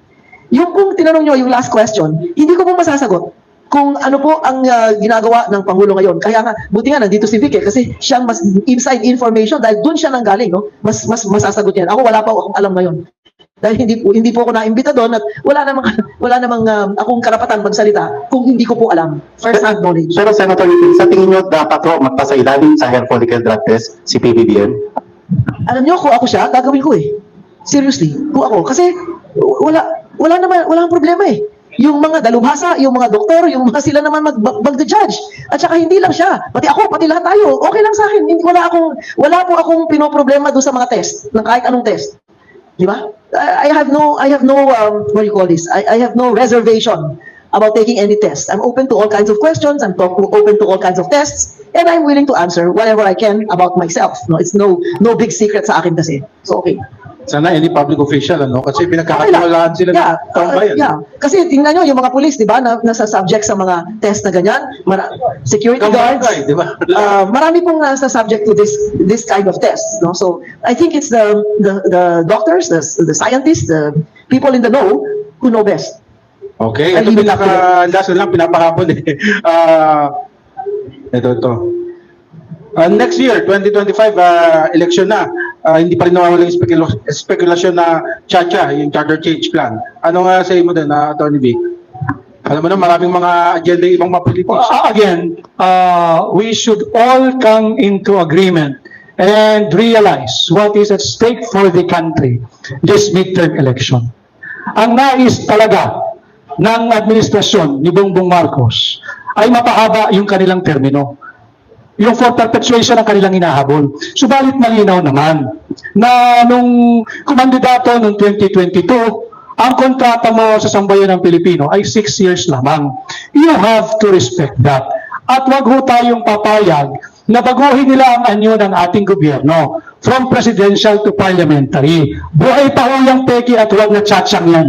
Maging mapagmasid tayo, let's be vigilant, let's not allow it. Because kalokohan po yung sinasabi nila na pag nag-transition tayo from presidential to parliamentary, uunlad na ang Pilipinas. Hindi po dahil sa diferensya ng uri ng gobyerno. Sure, ang ating pong saligang batas ay hindi perpekto. At marami ng probisyon ang dapat revisahin, bisitahin, pag-aralan at baguhin. Subalit, hindi sa kamay ng mga taong kasalukuyang nariyan sa Kongreso. Hinahanap at pinapanagot nga po natin sila doon sa 500 billion flood control funds na ayaw nilang harapin. Paano tayo nakatitiyak at makatitiyak na they will be true to their word na tanging economic provisions lang ang kanilang gagawin kapag binuksan nila at binigyan natin ng pahintulot na buksan ang ating saligang batas. At I guarantee you, hindi titigil sa economic provisions yan. They are not after the economic provisions. They are after perpetuation. Huwag ho tayong pumayag. Okay, si Senator naman, your analysis on this. No, ang buti nabanggit ni Attorney Vic, yung economic provisions. Ano po yung economic provisions na yun? Hindi rin po maliwanag ang diskusyon sa taong bayan. Ano yun? Ano yung economic provisions? Unang-una nga, nagsasalita tayo sa isang wikang banyaga. Ang debate ay nasa Ingles. Ilan ang nakakaunawa? Kahit nga iba abogado, hirap eh. Di ba? Na unawain kung ano ba itong mga provision na ito at paano bibigyan ng buhay itong gusto nila mangyari. Bigyan ko po kayo ng halimbawa. Ang isa ay yung pagmeme-ari ng mga dayuhan sa lupa. Alam nyo, hindi ba yung Apple ginagawa sa China? Yung Tesla, nandun na rin sa China. Kahit na yata yung mga Louis Vuitton, nasa China na eh. Lahat, ang dami-dami mga pabrika na itinayo sa China. Kaya sila yumaman eh. Hindi naman sariling gawa yun. Galing sa mga dayuhan na nagpunta ron, na yumaman sila. Bawal po magmay-ari ng kahit isang dakot na lupa sa China. Kahit sino. Kahit sarili nilang mamamayan, bawal eh. Pwede kayong magrenta. Sabi mo, 50 taon, 70 taon, kung ilang pung taon. Pero, hindi kayo pwede magmay-ari ng lupa. Ay, bakit nandun lahat yung mga pabrika ng Amerikano? Nandun lahat yung mga galing sa Inglaterra? Nandun mga galing taga France, taga Germany, taga Australia, Japan, lahat nandun. Bakit nandun sila nagkikita, nagsisiksikan dun? Siguro may ibang dahilan. No? At hindi dahil mura sweldo dun. Mahal sweldo dun eh. Mahal na sweldo sa China ngayon. Kaya nga, yung mga payong, yung mga medyas, yung kung ano, face mask, doon na ginagawa sa Nigeria o kung saan man, o sa Vietnam o kung saan Laos ginagawa. Wala na sa China. Yung mga ginagawa doon, yung mga high-tech, yung mga AI, yung mga driverless truck, driverless car, yung mga kotse na pag bukas mo ng trunk, may helicopter na lilipad. Yung mga kotse na pag nahinto ka sa baha, bangka na yung kotse mo. Yung gano'n na yung ginagawa nila, hindi na mga kulambo at mga tsinelas, di ba? Hindi na gano'n. So, ang kailangan natin ilagay sa ating kaisipan na ito ang mahalagang usapin, di ba? Kasi hindi na nag-iiba na yung mundo. Okay, ito, wala na, no? Pinakahuli. Last na lang, from VMR. After that, tapos na tayo. Go ahead. Ito po, follow up ko lang po doon sa ano ni kasamang Marlon sa third floor. Sangayon po ba kayo, dating Senadora Nikki Cositing at Attorney Vic Rodriguez, na mula doon sa barangay officials up to the President, sumailalim sa random hair follicle drug test ng live para wala pong Nasagot na ni Senadora Nikki, ganun din ang sagot ko. Let's be fair. Yung ordinaryong empleyado, kagaya dito sa Kamuning Bakery, I don't think Wilson will allow to employ anybody na drug dependent, drug user, drug pusher, o drug lord. Hindi siya papayag. Lahat po tayo mga kababayan, araw-araw, meron tayong sarili at personal na war on drugs. Simulan natin sa ating mga bahay. Binabantayan natin yung ating mga anak, unang-una. Yung ating mga kamag-anak, yung ating mga kasambahay. Kung magbabago ba yung ugali, yung pananalita, yung pakikitungo sa atin at sa isa't isa. Bakit? Ayaw natin na ma-introduce sila. Hindi ko sinasabing maging addict, iba pa yung addict ha. Ayaw natin na mapasok sila o luminya dyan sa droga. At huwag tayo maging ipokrito. Lahat ng mga nagmamayari ng hanap buhay, ng mga opisina, at sa ating mga kasambahay at mga driver, hardinero, bago natin sila kunin, hinihingan din natin ng resulta ng negative drug test. Ito yung mga ordinaryong tao. Hindi ba't marapat lamang na yung mga pinagkakatiwalaan natin na namuno sa ating bansa, whether be you're the President, you're the Senate President, you're the House Speaker, you're the Chief Justice, you're the Chief of the AFP, you're the Chief of the PNP, you're the lowest employee in government. Iba dapat lamang na sumailalim sa isang open, fair, transparent, and credible hair follicle drug test. Ang ayon ako doon, kung hinihingi natin as pre-employment requirement sa security guard, sa kadete ng PNPA, sa kadete ng PMA, sa membro ng MMDA, sa lahat. Bakit hindi natin hingin sa pinakamataas, sa Chief Executive of the land? Hingi natin yan. At I agree with Senator Nikki. Kung wala ka naman tinatago, di panahon ito para mabalikan mo lahat ng kritiko mo. At kung sa tingin mong siniraan ka ng kung sino, pakita mo yung negative resulta, provided the hair follicle drug test shall be open, fair, transparent, and credible. Okay, thank you, Attorney Vic Rodriguez. At okay na, no? Wala na nga pahabol. At sige, sir. Pagbigyan pa natin si sir. Nagtanghali po sa lahat. Ang daming tanong talaga. Very basic. Apo, mabilis na. Very basic question or comment. We don't like the Philippines to be a failed state, whether it's learning, crisis, poverty, food security question. We want some betterment. Now, if we go back to the Greek concept of democracy, Plato's The Republic, makikita natin doon na hindi lang naman votation. It's nice to exercise once every 3 or 6 years, makaboto tayo. Pero pagkatapos na, hindi man lang mapakinggan ang boses natin. You know, how I wish we could sustain, as Senator Nikki Cositing was saying, and Attorney Vic Rodriguez, transparency, accountability, and pag-uusapan natin, kasi bright ang mga Pilipino. I was a Fulbright scholar, 5 years sa United States, and then nagtrabaho sa NAPOCOR, PNOC, and taught in UP. I'm a scientist. Nasaan yung contribution namin? Gusto namin makipag-ambag. But what can we do? It's Congress is peopled by strange denizens. So ngayon, ang kuwan ko lang is, yes, there is lack of information. There is so much disinformation and false propaganda. Yeah. That's why discernment is key. And then kami naman, so right, Senator Cositing, we social media na lang ang namin venue and outlet for self-expression so that our democratic processes could be hopefully reformed. Okay, maraming salamat po. At ngayon naman ay bigyan naman natin ng final message si Senator Nikki Cositing. Go ahead po. Thank you, Ben, and thank you sa Kamuning Bakery. Thank you, Wilson. I'm missing you today. At sa lahat po ng ating mga kaibigan sa media, kay Attorney Vic, maraming salamat po sa lahat. Hindi po madali ang ating pinagdadaanan. Napakahirap po mabuhay sa mundong ito na hindi tayo makaplano. Hindi tayo makaplano dahil hindi natin alam kung anong mararating natin sa nalalapit na hinaharap sa medium term o kaya sa long term. Hindi natin alam kung bigla na lang sasabog ang bomba sa Cubao. Hindi natin alam. Parang Sino sa mga negosyante, pwera na lang yung mga may malalaking utang na pwede pang umutang pa ng malalaki para safety yung pera nila di ba? May pera sila sa abroad, may bahay sila sa abroad, may sariling eroplano, pwede sila lumipad kahit kailan. Paano yung mga iba?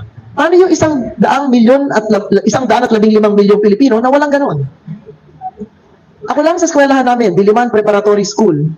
Hindi po ako makaplano eh. Nauutang ako para magpatayo ng building na may 4 stories. 4 stories. Hindi ako makaplano. Bakit?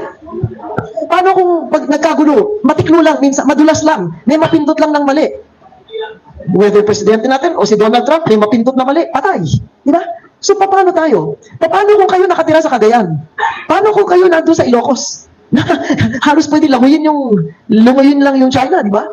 So, napakahirap po mabuhay ng ganyan. Kahit sa inyong mga pamilya, gusto nyo nakakaplano kayo.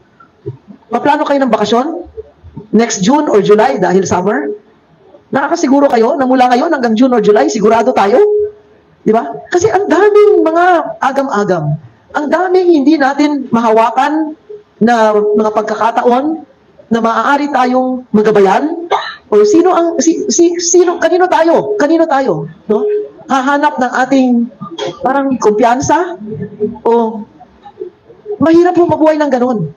Kaya, importante na tayo ay makialam. Tama ho yung sinabi nyo, sir. Dahil mahirap po mabuhay na hindi tayo makaplano. And when you are unable to plan and unable to chart the course of your own destiny because you don't control it or you don't hold it, then it really is a problem. So I hope that our leaders will begin to understand that maybe their personal problems are different from ours. We have far deeper problems, more basic problems, the gut issues that have to be addressed. And I think that people have to have confidence in the government. Maaaring masama na magkakaroon na nga ng election next May, no? And I hope that this is going to give us further hope, further a sense of further security.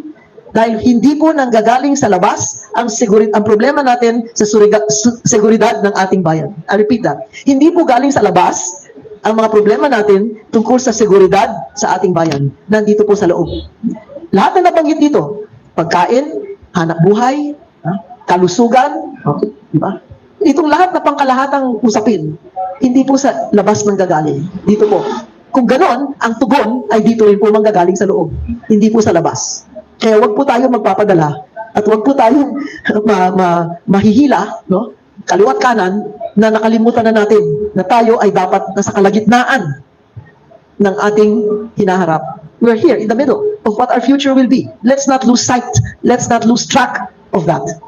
Salamat po. Okay, thank you, Senator Nikki Cosateng, and of course, our future Senator, Attorney Vic Rodriguez.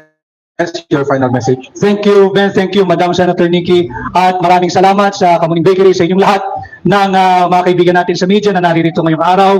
Salamat din no, sa mga nagpatuloy sa amin sa inyong mga tahanan, opisina, sasakyan, at kung nasaan man po kayo sa mang bahagi ng mundo. Ako po muli ay si Attorney Vic Rodriguez, ang inyong aplikante para maging Senador ng Republika ng Pilipinas. Akin pong sinusulong yung war on corruption, ating pong pipilitin na tanggalin yung Resolution number 10 kung saan nagpapahintulot ng liquidation by mere certification, at atin pong babantayan ang paglilimbag, pagpasa at paggamit ng kaban ng bayan.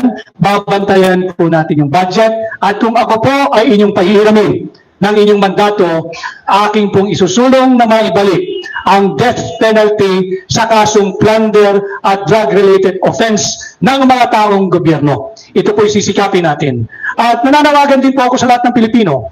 We should all be made aware, and you should all realize what is at stake for our country this midterm election. Ang problema ay ang ating pakikipaghidwa sa ating kapitbahay na nasyon na China.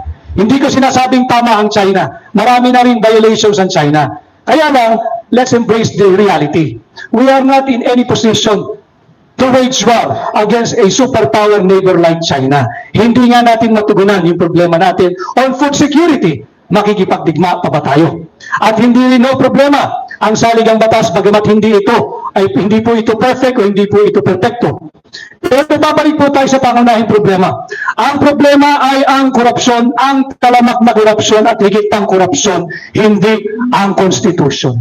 At ang isa pang problema ay ang nagaganap at patuloy walang humpay na political persecution laban kay Pangulong Duterte at sa pamilya Duterte, hindi ang konstitusyon, sapagkat dahil sa political persecution, marami nang nalalabag na karapatang pantaong nakalagay at ginagarantiyahan ng ating saligang batas. Hindi po ito ang kinakailangan nating mga Pilipino. We no longer need this kind of distraction that leads to further division. Ang kinakailangan po natin ay pagkakaisa. Ang kailangan ng Pilipino, trabaho, investment, investors, negosyo. Sawang-sawa na po ang mamamayang Pilipino. At alam ko, nararamdaman ko na pagod na kayo sa korupsyon. Kaya magsama-sama po tayo ngayong midterm election. Let us not give up on our country. Let's not give up on each other. Let's not give up on the Filipino people. Magsama-sama po tayo dahil pag tayo ay nagsama-sama, posible ang pagbabago. Maraming salamat po. Okay, again, maraming salamat po, Attorney Vic Rodriguez, ang ating future senator. Ganyan din po sa ating magiting na bisita si Senator Nikki Coseteng. Pinapasalamatan natin muli ang ating mga media friends, ang Filipino Star ngayon, RMN DCXL, Katipunan Channel, Filipino Mirror, Remate, Third Floor Studio, VMR Channel, Saksi ngayon, DZA.